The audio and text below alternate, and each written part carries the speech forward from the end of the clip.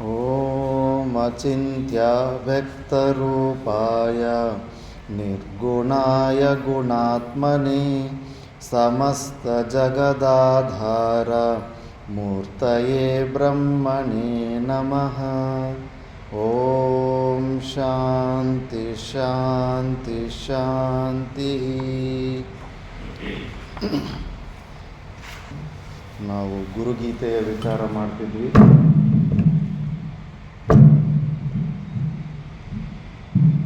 ಈ ವಿಚಾರದಲ್ಲಿ 254ನೇ ಶ್ಲೋಕ ತನಕ 255 ಶ್ಲೋಕ ತನಕ ವಿಚಾರ ಮಾಡಿದ್ವಿ. 255 ಆಗಿತ್ತಲ್ಲ, 56 ಆಗಿತ್ತಲ್ಲ.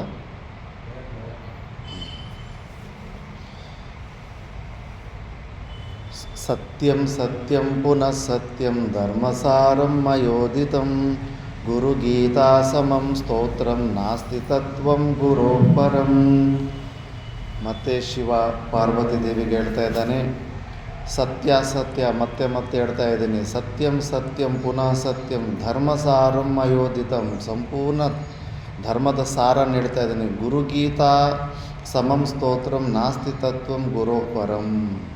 ಈ ಗುರುಗೀತಕ್ಕಿಂತ ಶ್ರೇಷ್ಠವಾದದ್ದು ಇನ್ನೊಂದಿಲ್ಲ ಅಂದ್ಬಿಟ್ಟು ನಾವು ಹಿಂಗೆ ಯುಕ್ತಿಯಿಂದ ಕೂಡ ವಿಚಾರ ಮಾಡ್ಬೋದು. ಪ್ರಪಂಚದಲ್ಲಿ ಶ್ರೇಷ್ಠವಾದದ್ದೇನು, ಎಲ್ಲ ಜೀವಿಗಳು ಬಯಸ್ತಾ ಇರೋದೇನು? ಆತ್ಯಂತಿಕ ದುಃಖ ನಿವೃತ್ತಿ, ಪರಮಾನಂದ ಪ್ರಾಪ್ತಿ. ಮತ್ತು ಆ ಸ್ಥಿತಿಯನ್ನು ಕಳ್ಕೊಂಡಿರೋವಂಥ ಜೀವ ಮತ್ತೆ ಆ ಸ್ಥಿತಿಯನ್ನು ಹೇಗೆ ಹೊಂದುತ್ತಾನಂದರೆ ಶಬ್ದ ಪ್ರಮಾಣ. ಶಬ್ದ ಪ್ರಮಾಣ ಅಂದರೆ ಈಗ ವೇದಶಾಸ್ತ್ರಗಳನ್ನು ಇದನ್ನು ಶಬ್ದ ಪ್ರಮಾಣ ಅಂತಾರೆ. ಶಬ್ದದಿಂದಲೇ ಉಪದೇಶದಿಂದನೇ ಆ ಸ್ಥಿತಿಯನ್ನು ಮತ್ತೆ ಅವನು ಹೊಂದುತ್ತಾನೆ. ಮರ್ತೋಗಿರೋ ವಿಷಯನ ನೆನಪು ಮಾಡ್ಕೊತಾನೆ ಸರಿಯಾಗಿ. ಅದು ನೆನಪು ಮಾಡ್ಕೋಬೇಕಂದ್ರೆ ನಮಗಿರೋದು ಈ ವಾಗೀಂದ್ರಿಯದಲ್ಲಿ ಏನು ಇಂದ್ರಿಯ ಕೆಲಸ ಮಾಡ್ತೀವಿ, ಇದರಿಂದನೇ ನಮ್ಮ ಶ್ರವಣೇಂದ್ರಿಯಕ್ಕೆ ನಾವು ಕೇಳಿಸ್ಕೊಂಡು ಆ ಸ್ಥಿತಿಯನ್ನು ಹೊಂದುತ್ತೀವಿ. ವೇದಶಾಸ್ತ್ರಗಳು ಕೂಡ ಏನು, ಋಷಿ ಮುನಿಗಳು ಆ ಧ್ಯಾನ ಜಪ ಮಾಡಿಕೊಂಡು ಅದನ್ನು ದರ್ಶನ ಮಾಡಿಕೊಂಡು ಅದನ್ನು ಫಸ್ಟು ಶಬ್ದ ರೂಪದಲ್ಲೇ ಹೊರಗಡೆ ಬಿಟ್ಟರು. ಲಿಪಿ ರೂಪದಲ್ಲಿ ನಮ್ಮ ಮೆಮೊರಿ ವೀಕ್ ಆಗ್ತಾ ಬಂದಾಗ ಮತ್ತೆ ಅದು ಲಿಪಿ ರೂಪದಲ್ಲಿ, ಗ್ರಂಥ ರೂಪದಲ್ಲಿ ಬಂದಿತ್ತು. ಫಸ್ಟ್ ಅದು ಕೇವಲ ಶಬ್ದ ರೂಪದಲ್ಲೇ ಇತ್ತು. ಗುರುವಿಂದ ಶಿಷ್ಯರಿಗೆ ಹೆಂಗೆ ಮಾತ್ರನೇ ಟ್ರಾನ್ಸ್ಫರ್ ಆಗ್ತಾಯಿತ್ತು. ಆದ್ದರಿಂದ ಈ ಶಬ್ದಗಳು ಕೂಡ ಯಾರು ಈ ಭೂಲೋಕದಲ್ಲಿ ಮಿಥ್ಯಾ ಜಗತ್ತಲ್ಲಿ ವ್ಯಾವಹಾರಿಕ ಸತ್ಯದಲ್ಲಿರುವಂಥದ್ದು ಒಂದು ವಸ್ತು, ವಾಗೀಂದ್ರಿಯ. ಈ ವಾಗೀಂದ್ರಿಯದಲ್ಲಿ ಉತ್ತಮವಾದ ಶಬ್ದಗಳೇನು ಅಂದರೆ ವೇದಶಾಸ್ತ್ರಗಳು, ಅದೇ ಉತ್ತಮವಾದ ಶಬ್ದಗಳು. ಆ ವೇದದ ಸಾರ ಏನಿದೆ? ಧರ್ಮಾರ್ಥ ಕಾಮ ಮೋಕ್ಷ ಪುರುಷಾರ್ಥ, 4 ಪುರುಷಾರ್ಥಗಳು. 4 ಪುರುಷಾರ್ಥಗಳಲ್ಲಿ ಮೋಕ್ಷ ಏವ ಪರಮ ಪುರುಷಾರ್ಥ.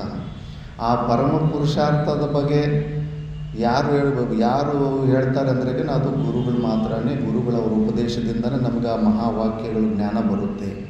ಅದಕ್ಕೆ ಈ ಶಬ್ದಗಳಲ್ಲಿ ಮಿಥ್ಯಾ ವ್ಯಾವಹಾರಿಕ ಸತ್ಯದಲ್ಲಿರೋ ಇಂಥ ಈ ಶಬ್ದಗಳಲ್ಲಿ ಆ ಗುರುತತ್ವ, ನಮ್ಮ ಸ್ವರೂಪವನ್ನು ತಿಳಿಸಿಕೊಡೋವಂಥ ಶಬ್ದಗಳೇನಿರ್ತಾವೋ ಆ ಶಬ್ದಗಳು ತುಂಬ ಪವರ್ಫುಲ್ಲು, ಅವೇ ಇಂಪಾರ್ಟೆಂಟು. ಅದಕ್ಕಿಂತ ಇಂಪಾರ್ಟೆಂಟ್ ಆದ ಶಬ್ದಗಳೇ ಇಲ್ಲ ಅಂದ್ಬಿಟ್ಟು. ಮತ್ತು ಗುರುಗೀತ ಏನು ತೋರಿಸ್ಕೊಡ್ತಾ ಇದೆ? ನಮ್ಮ ಒಂದು ಸ್ವರೂಪ ಜ್ಞಾನವನ್ನು ಪಡೆಯೋದಕ್ಕೆ ಒಂದು ಮಾರ್ಗವನ್ನು ತೋರಿಸ್ಕೊಡ್ತಾ ಇದೆ. ಆದ್ದರಿಂದ ಆ ಮಾರ್ಗವನ್ನು ತೋರಿಸ್ಕೊಡುವಂಥ ಈ ಶಬ್ದಗಳು, ಆ ಶಬ್ದವನ್ನು ವ್ಯಕ್ತಪಡಿಸುವಂಥ ಈ ಲಿಪಿ, ಆದ್ದರಿಂದ ಇದು ಈ ಪ್ರಕಾರ ಯುಕ್ತಿಯಿಂದ ನಾವು ನೋಡಿದ್ರೂ ಕೂಡ ಇದೇ ಇಂಪಾರ್ಟೆಂಟು ಶಬ್ದ, ಇದೇ ಇಂಪಾರ್ಟೆಂಟ್ ತತ್ವ ಅಂದ್ಬಿಟ್ಟು. ಅದಕ್ಕೆ ಅದನ್ನೇ ಪರಮಾತ್ಮ ಕೂಡ, ಶಿವ ಕೂಡ ಅದನ್ನೇ ಹೇಳ್ತಾ ಇದ್ದಾನೆ. ಸತ್ಯಂ ಸತ್ಯಂ ಪುನಃ ಸತ್ಯಂ ಧರ್ಮಸಾರಂ ಅಯೋಧಿತಂ ಗುರುಗೀತಾ ಸಮಂ ಸ್ತೋತ್ರಂ ನಾಸ್ತಿ ತತ್ವಂ ಗುರೋಃ ಪರಂ. ಇವೆಲ್ಲ ಡೈರೆಕ್ಟು ಶಿವ ಉವಾಚ, ಭಗವದ್ಗೀತೆಯಲ್ಲಿ ಶ್ರೀ ಭಗವಾನ್ ಉವಾಚ. ಇಂಥ ವಾಕ್ಯಗಳನ್ನು ನಾವು ಮತ್ತೆ ಲೈಟಾಗಿ ತಗೋಬಾರ್ದು, ಡೌಟು ಪಡಬಾರ್ದು. ರಿಪೀಟಾಗಿ ಹೇಳ್ತಾ ಇದ್ದಾರೆ ಮತ್ತೆ ಇದೇ ಸತ್ಯ ಅಂದ್ಬಿಟ್ಟು. ಗುರೋರ್ದೇವೋ ಗುರೋರ್ಧರ್ಮೋ ಗುರೌ ನಿಷ್ಠಾ ಪರಂ ತಪಃ ಗುರೋಹೋ ಪರತರಂ ನಾಸ್ತಿ ತ್ರಿವಾರಂ ಕಥಯಾಮಿತೆ. ಆ ಗುರುನೇ ದೇವರು, ಗುರುನೇ ಎಲ್ಲ ಧರ್ಮ, ಗುರುನೇ ಎಲ್ಲ ಗುರೌ ನಿಷ್ಠಾ ಪರಂ ತಪಃ ಅಂತ ಗುರುಗಳ ಮೇಲೆ ನಿನಗೆ ನಿಷ್ಠೆ ಬರೋದು ಅದೇ ದೊಡ್ಡ ತಪಸ್ಸು. ಸುಮ್ಮನೆ ಕೈ ಕಾಲುಗಳು ಸುಟ್ಕೊಂಡು ಅಹಂಕಾರನ ಬೆಳೆಸ್ಕೊಳ್ಳೋದೆಲ್ಲ ತಪಸ್ಸು. ಆ ಗುರುಗಳ ಹತ್ರ, ಚರಣಗಳ ಹತ್ರ ನಿನ್ನ ಅಹಂಕಾರನ ತೆಗೆದು ಅವ್ರ ಮುಂದೆ ಇಟ್ಟುಬಿಡ್ತೀಯಲ್ಲ, ಅದಕ್ಕಿಂತ ದೊಡ್ಡ ತಪಸ್ಸು ಇನ್ನೊಂದಿಲ್ಲ. ಆದ್ದರಿಂದ ಗುರೋಹೋ ಪರತರಂ ನಾಸ್ತಿ ತ್ರಿವಾರಂ ಕಥಯಾಮಿ. ಗುರುಗಿಂತ ಇನ್ನೊಂದು ದೊಡ್ಡದಾದಂಥ ವಸ್ತು ಈ ವ್ಯಾವಹಾರಿಕ ಜಗತ್ತಲ್ಲಿ, ದೃಶ್ಯ ಜಗತ್ತಲ್ಲಾಗಲಿ ಯಾವ ಜಗತ್ತಲ್ಲಾದರೂ ಕೂಡ ಇನ್ನೊಂದಿಲ್ಲ. ಆದ್ದರಿಂದ ಧನ್ಯ ಮಾತಾ ಪಿತಾ ಧನ್ಯೋ ಗೋತ್ರಂ ಧನ್ಯಂ ಕುಲೋದ್ಭವ ಧನ್ಯಾ ಚ ವಸುಧಾದೇವಿ ಯತ್ರ ಸ್ಯಾತ್ ಗುರು ಭಕ್ತತ. ಅವ್ರ ತಾಯಿ ಯಾರು ಗುರುಗಳನ್ನು ಪಡಿತಾರೋ ಅವರ ತಾಯಿ ಧನ್ಯರಾಗ್ಬಿಡ್ತಾರಂತೆ. ಧನ್ಯರಂದರೆ ಮೋಕ್ಷನ ಹೊಂದ್ಬಿಡ್ತಾರಂತೆ. ಕುಲಂ ಪವಿತ್ರಂ ಜನನೀ ಕೃತಾರ್ಥ ವಿಶ್ವಂಬರ ಪುಣ್ಯವತಿ ಚ ತೇನ ಅಪಾರ ಸಚ್ಚೇತ್ ಸುಖ ಸಾಗರೇಸ್ಮಿನ್ ಲೀನಂ ಪರೇ ಬ್ರಹ್ಮಣಿ ಯಸ್ಯ ಚೇತಃ.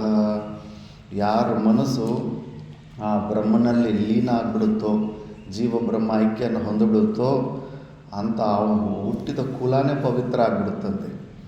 ಕುಲಂ ಪವಿತ್ರಂ ಜನನೀ ಕೃತಾರ್ಥ. ತಾಯಿ ಕೂಡ ಮೋಕ್ಷನ ಹೊಂದಿಬಿಡ್ತಾರಂತೆ, ಕೃತಾರ್ಥ ಅಂತ.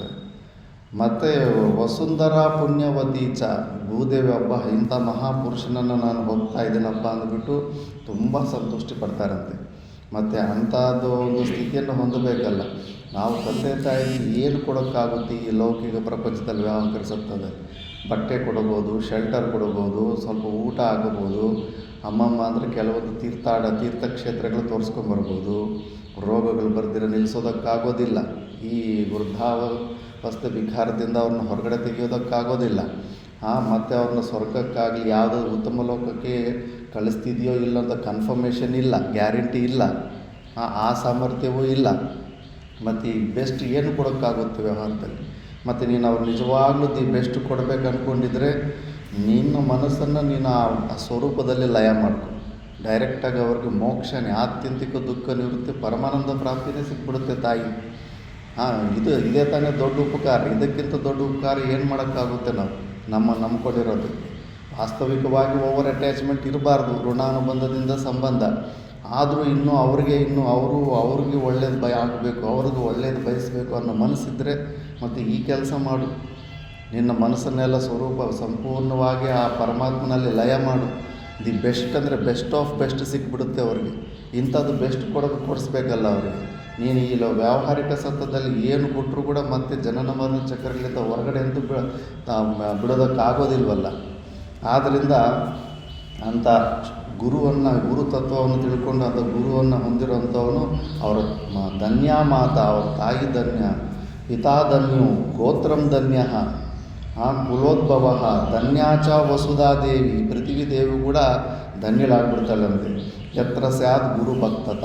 ಎಲ್ಲಿ ಗುರುಭಕ್ತಿ ಇರುತ್ತೋ ಅಂಥ ವ್ಯಕ್ತಿಯನ್ನು ಹೊರೋದಕ್ಕೆ ಪೃಥ್ವಿ ದೇವಿ ಕೂಡ ತುಂಬ ಸಂತುಷ್ಟಿ ಪಡ್ತಾಳೆ. ಆಕಲ್ಪ ಜನ್ಮ ಕೋಟೀನಾಂ ಯಜ್ಞವ್ರತ ತಪಕ್ರಿಯಾ ತಾ ಸರ್ವ ಸಫಲಾ ದೇವಿ ಗುರು ಸಂತೋಷ ಮಾತ್ರತಃ. ಆಕಲ್ಪ ಜನ್ಮ ಕೋಟೀನಾಂ ಯಜ್ಞ ವ್ರತ ತಪಕ್ರಿಯಾ. ಎಷ್ಟೋ ಮಾಡ್ತಾ ಇರ್ತೀವಿ, ಶಾಸ್ತ್ರವಿಹಿತವಾದ ಪುಣ್ಯನ ಉತ್ಪತ್ತಿ ಮಾಡುವಂಥ ಕರ್ಮಗಳು ಎಷ್ಟೋ ಮಾಡ್ತಾ ಇರ್ತೀವಿ. ಸುಮ್ಮನೆ ಅಲ್ಲಿ ಇಲ್ಲಿ ಸುಮ್ಮನೆ ಮೈ ಕೈ ನೋಯಿಸ್ಕೋಬೇಕಾದ ಅವಶ್ಯಕತೆ ಇಲ್ಲ. ತಾಹ ಸರ್ವಾಹ ಸಫಲಾದೇವಿ ಗುರು ಸಂತೋಷ ಮಾತ್ರತಃ. ನೀನು ಗುರುವನ್ನು ಸಂತುಷ್ಟಿಪಡಿಸಿದೆ ಅಂದರೆ ಎಲ್ಲವೂ ನೀನು ಏನೇನೆಲ್ಲ ಇದ್ದಾವೆ ಎಲ್ಲ ಪಾಪ ಮೂಟೆ ಕರಗೋಗ್ಬಿಟ್ಟು ಎಲ್ಲವನ್ನೂ ನೀನು ಹೊಂದಿಬಿಡ್ತೀಯ. ಸುಮ್ಮನೆ ವ್ಯರ್ಥವಾದಂಥ ಪರಿಶ್ರಮಗಳು, ಅಲ್ಪವಾದಂಥ ಪ್ರಯತ್ನಗಳು ಮಾಡಬೇಕಾದ ಅವಶ್ಯಕತೆ ಇಲ್ಲ. ಎಲ್ಲೆಲ್ಲೋ ಅಲ್ಲಲ್ಲಿ ಆ ದೇವರು ಹೋದರೆ ಹಂಗೆ ಚೆನ್ನಾಗಾಗುತ್ತೆ, ಈ ಜಾಗಕ್ಕೆ ಹೋದರೆ ಹಿಂಗೆ ಚೆನ್ನಾಗಾಗುತ್ತೆ, ಏನೂ ಬೇಕಾಗಿಲ್ಲ. ಗುರು ಸಂತೋಷ ಮಾತ್ರತಃ. ಅದಕ್ಕೆ ಜೀವನ ಹಿಂಗಿರ್ಬೇಕಂದ್ರೆ ಜೀವನ್ಮುಕ್ತ ಪುರುಷರು ಮೆಚ್ಚಿಕೊಳ್ಳೋ ಹಂಗಿರ್ಬೇಕಂತೆ ಜೀವನ.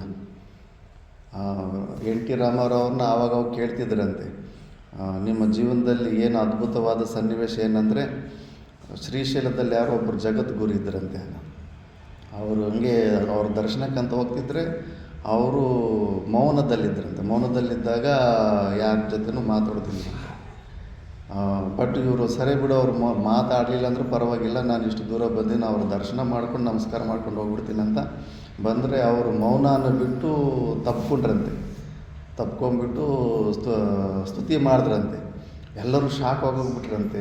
ಏನಿದು ಮೌನ ಬಿಟ್ಟು ಇಷ್ಟು ದೊಡ್ಡ ಜಗದ್ಗುರುಗಳು ಒಬ್ಬ ಸಿನಿಮಾ ಆ್ಯಕ್ಟರ್ಗೆ ಇಷ್ಟೊಂದು ಮರ್ಯಾದೆ ಕೊಡ್ತಾರೆ ಹಂಗೆ ಹಿಂಗೆ ಅಂತ. ಮತ್ತೆ ಅಂದ್ರಂತೆ, ನೋಡಪ್ಪ ನಾವೆಲ್ಲ ಎಷ್ಟು ಜನಕ್ಕೆ ತಲುಪಿಸ್ತಾ ಇದ್ದೀವಿ? ಪುರಾಣಗಳು ಇವೆಲ್ಲ ಪುರಾಣಗಳು, ಮಹಾಭಾರತ, ರಾಮಾಯಣ ಎಷ್ಟು ನಾವು ನಮ್ಮ ಕರ್ತವ್ಯ ಆಗಿರುತ್ತೆ, ಗುರುಗಳ ಕರ್ತವ್ಯ ಆಗಿರುತ್ತೆ ಸಮಾಜದಲ್ಲಿ ಇದರ ಧರ್ಮದ ಪ್ರಚಾರ ಆಗಲಿ ಅನ್ನೋದು. ನಾವು ಎಲ್ಲೆಲ್ಲಿ ತಲುಪಿಸೋದಕ್ಕಾಗ್ತಾಯಿದೆ.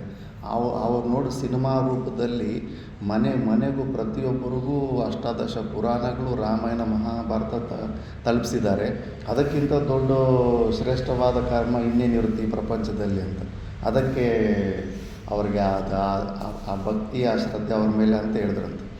ಅದು ಅವ್ರ ಜೀವನದಲ್ಲಿ ಅಂಥ ಮಹಾಪುರುಷರು ಮೆಚ್ಚಿಕೊಳ್ಳುವಂಥ ಜೀವನ ನನ್ನದಾಗಿದೆ ಅಲ್ಲ, ಅಷ್ಟು ಸಾಕು ನನಗೆ ಅಂದ್ಬಿಟ್ಟು ಗುರು ಅಂಥದ್ರಲ್ಲೇ ಸಂತೋಷ ಪಡ್ತಾನೆ. ಧರ್ಮ ರಕ್ಷಣೆಯಲ್ಲೇ ಈ ಪರಂಪರೆಯನ್ನು ನೆಕ್ಸ್ಟ್ ಜನ್ರೇಷನ್ ತಗೊಂಡೋಗಿ ಯಾರು ಈ ದೈವಿ ಸಂಪತ್ತಿಗಳು, ಅಮಾನಿತ್ವಾದ ಲಕ್ಷಣಗಳು ಜನರಲ್ಲಿ ಯಾರು ತಲುಪಿಸ್ತಾ ಇರ್ತಾರೋ ಅಂಥ ಕಾರ್ಯನ ನೋಡಿ ಗುರುಗೆ ಸಂತೋಷ ಆಗುತ್ತೆ. ಅಂಥ ಗುರು ಸಂತೋಷ ಮಾಡಿದ್ರೆ ಸಾಕು, ನೀನು ಯಾವ ಪೂಜೆ ಯಜ್ಞ ಏನೂ ಮಾಡಬೇಕಾಗಿಲ್ಲ. ಎಲ್ಲವನ್ನು ನಿಮಗೆ ಗುರು ಸಂತುಷ್ಟಿ ಪಡೋದ್ರಲ್ಲಿ ಸಿಗ್ಬಿಡುತ್ತೆ. ಶರೀರಂ ಇಂದ್ರಿಯಂ ಪ್ರಾಣಶ್ಚಾರ್ಥ ಸ್ವಜನ ಬಂಧುತ ಮಾತೃಕುಲಂ ಪಿತೃಕುಲಂ ಗುರುರೇವನ ಸಂಶಯ. ಎಲ್ಲವೂ ನಿನ್ನ ಶರೀರದಲ್ಲಿರೋ ಪ್ರತಿಯೊಂದು ಪಾರ್ಟು, ಶರೀರಂ ಇಂದ್ರಿಯಂ ಪ್ರಾಣ ಅರ್ಥ ಸಂಪತ್ತು, ಸ್ವಜನ ಬಂಧುತ ಮಾತೃಕುಲಂ ಪಿತೃಕುಲಂ, ಆ ಕಡೆ ಈ ಕಡೆ ಎಲ್ಲರೂ ಕೂಡ ಗುರುರೇವನ ಸಂಶಯ, ಗುರುದೇವರೇ ಇದ್ದಾರೆ.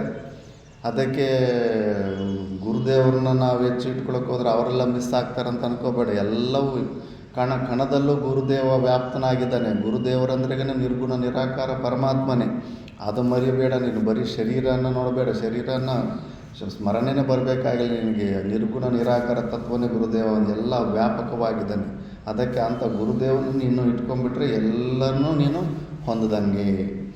ಮಂದಭಾಗ್ಯ ಯಶಕ್ತಾಶ್ಚ ಯೇ ಜನಾನಾನು ಮನ್ವತೆ ಗುರು ಸೇವಾಸು ವಿಮುಖಾ ಪಚ್ಯಂತೆ ನರಕೆ ಶುಚೌ.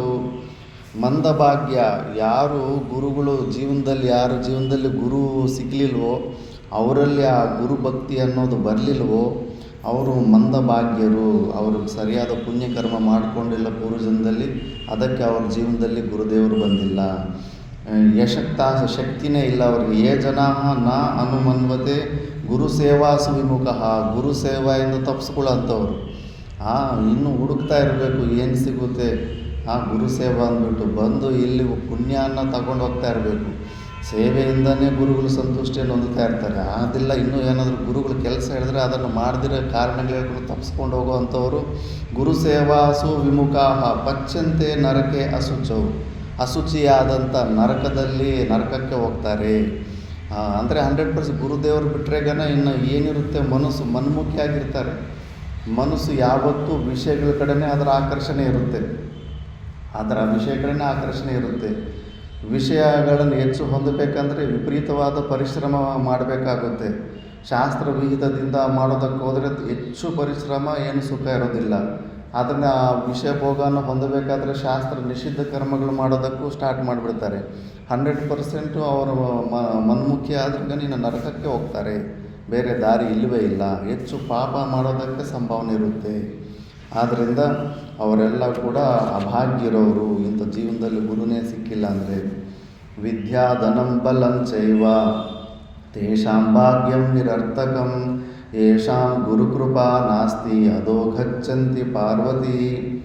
ಸುಮ್ಮನೆ ದುಡ್ಡಿಂದಗಡೆ ಹೋಗಿ ಧನ ಫಲಂ ಚೈವ ತೇಷಾಂ ಭಾಗ್ಯಂ ನಿರರ್ಥಕಂ, ಇವೆಲ್ಲವನ್ನು ನೀನು ಹೊಂದರೂ ಕೂಡ ಗುರುಕೃಪೆಯನ್ನು ನೀನು ಹೊಂದಲಿಲ್ಲ ಅಂದರೆ ಅದೋ ಗಚ್ಚಂತಿ ಪಾರ್ವತಿ ಇವರೆಲ್ಲ ಕೂಡ ಅದೋ ಅಂದ್ರೆಗೇನೆ ಕೆಳಗಡೆನೆ ದುಃಖದ ಕಡೆನೇ ಹೆಚ್ಚು ಹೋಗ್ತಾ ಇರ್ತಾರೆ. ಮತ್ತು ಬ್ರಹ್ಮ ವಿಷ್ಣುಶ್ಚ ರುದ್ರಶ್ಚ ದೇವತಾ ಪಿತೃ ಕಿನ್ನರಾ ಸಿದ್ಧಚಾರಣ ಯಕ್ಷಾಶ್ಚ ಅನ್ಯೇ ಚ ಮುನಯೋಜನಾ. ತ್ರಿಮೂರ್ತಿಗಳಲ್ಲಿ ಒಬ್ಬನಾದಂಥ ಶಿವನೇ ಹೇಳ್ತಾ ಇದ್ದಾನೆ ತನ್ನ ಪದವಿ ಕೂಡ ಅದು ಕೂಡ ಪದವಿನೇ. ಅದು ಚೇಂಜ್ ಆಗ್ತಾ ಇರ್ತಾರೆ. ಉತ್ಕೃಷ್ಟವಾದಂಥ ಉಪಾಸನೆ ಮಾಡಿರೋಂಥವ್ರು ಮತ್ತೆ ಕಲ್ಪಗಳ ನಂತರ ಆ ಪೋಸ್ಟ್ಗಳೆಲ್ಲ ಚೇಂಜ್ ಆಗ್ತಾ ಇರ್ತವೆ. ಇಂದ್ರನ ಪೋಸ್ಟ್ ಕೂಡ ಅಷ್ಟೇ ಚೇಂಜ್ ಆಗ್ತಾ ಇರುತ್ತೆ.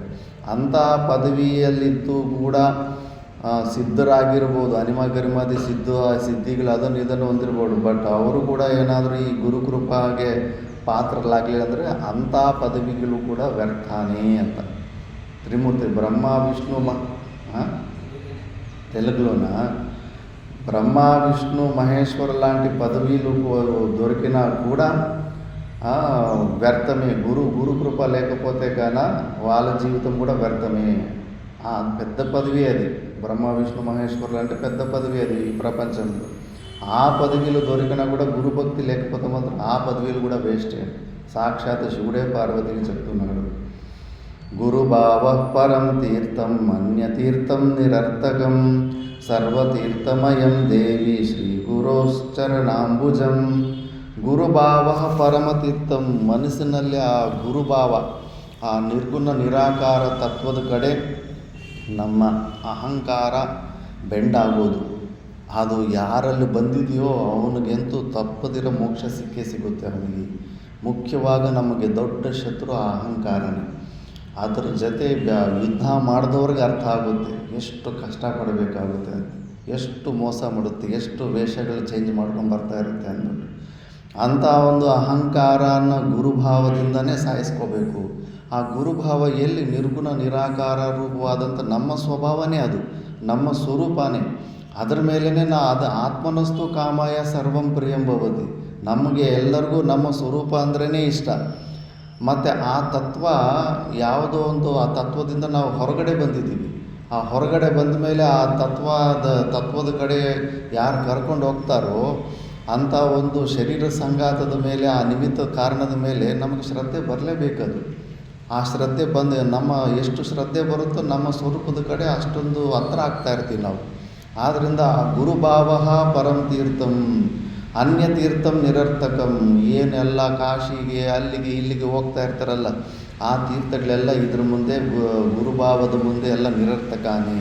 ಯಾರಲ್ಲಿ ಗುರುಭಾವ ಬಂದುಬಿಟ್ಟಿರುತ್ತೋ, ಗುರುತತ್ವದ ಕಡೆ ಅಹಂಕಾರ ಬೆಂಡಾಗೋದನ್ನು ಕಲ್ತ್ಬಿಟ್ಟಿರುತ್ತೋ ಅದು ಪರಮತೀರ್ಥ. ಸರ್ವತೀರ್ಥಮಯಂ ದೇವಿ ಶ್ರೀ ಗುರೋಶ್ಚ ಚರಣಾಂಬುಜಂ.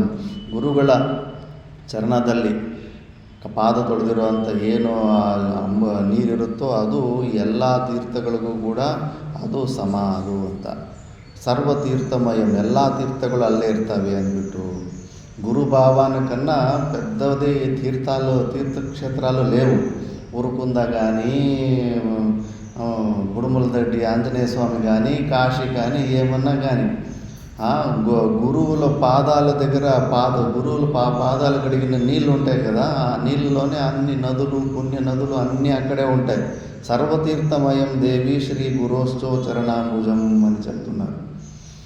కన్యా భోగరతా మందాః స్వకాంతాయా పరాంగుఖాః అతః పరం మయా దేవి ಕಥಿತಾನ್ನ ಮಮ ಪ್ರಿಯೇ. ಪ್ರಪಂಚದಲ್ಲಿ ಎಂಥ ದೊಡ್ಡ ದೊಡ್ಡ ಪಾಪ ಕೆಲಸಗಳು ಮಾಡಿದರೂ ಕೂಡ ಕನ್ಯಾ ಭೋಗರಥ ಮಂದಾಹ, ಆಸಕ್ತಿ, ಸ್ತ್ರೀಯರಲ್ಲಿ ಆಸಕ್ತಿ ಇರುವಂಥವ್ರು, ಸ್ವಕಾಂತಾಯ, ಇನ್ನೂ ದುಷ್ಟ ಕೆಲಸಗಳು, ಸ್ವಂತ ವಾಹನ ವರ್ಷಗಳು ನೋಡ್ದಿರೇ ಕಾಮುಕರಿರೋ ಅಂಥವ್ರು, ಪರಾಂಗುಖಾಹ, ಈ ಧರ್ಮ ಮಾರ್ಗದಿಂದ ಪರಾಂಗುಖರಾಗಿರುವಂಥವ್ರು, ಅವರು ಕೂಡ ಪರಮ್ಮಯಾ ದೇವಿ ಕಥಿತಾನ್ನ ಮಮ ಪ್ರಿಯ ಅಂಥವರು ಕೂಡ ಕಥಿತತ್ ನಾ ಮಮ ಪ್ರಿಯೇ. ಅಂದರೆ ಇಂಥ ದುಷ್ಟರಿಗೆ ಈ ಗುರುಗೀತೆಯನ್ನು ಹೇಳಲೇಬಾರ್ದಂತ ಕೆಲವು ಯಾರ್ಯಾರು ಹೇಳಬಾರ್ದು ಅಂದ್ಬಿಟ್ಟು ಸ್ಟಾರ್ಟ್ ಮಾಡ್ಕೊತ ಹೋಗ್ತಿದ್ದಾರೆ. ಒಂದು ಶ್ಲೋಕದಲ್ಲಿ ಇದರ ಪಾಠ ಭೇದದಲ್ಲಿ ಅಂಥವರು ಕೂಡ ಬೇಕಾದರೆ ಗುರುಕೃಪೆ ಇದ್ದರೆ ಅಂಥ ದೊಡ್ಡ ದೊಡ್ಡ ಪಾಪಗಳಿಂದ ಕೂಡ ಗುರುದೇವರು ಅವ್ರನ್ನ ಕಾಪಾಡ್ತಾರೆ ಅಂದ್ಬಿಟ್ಟು.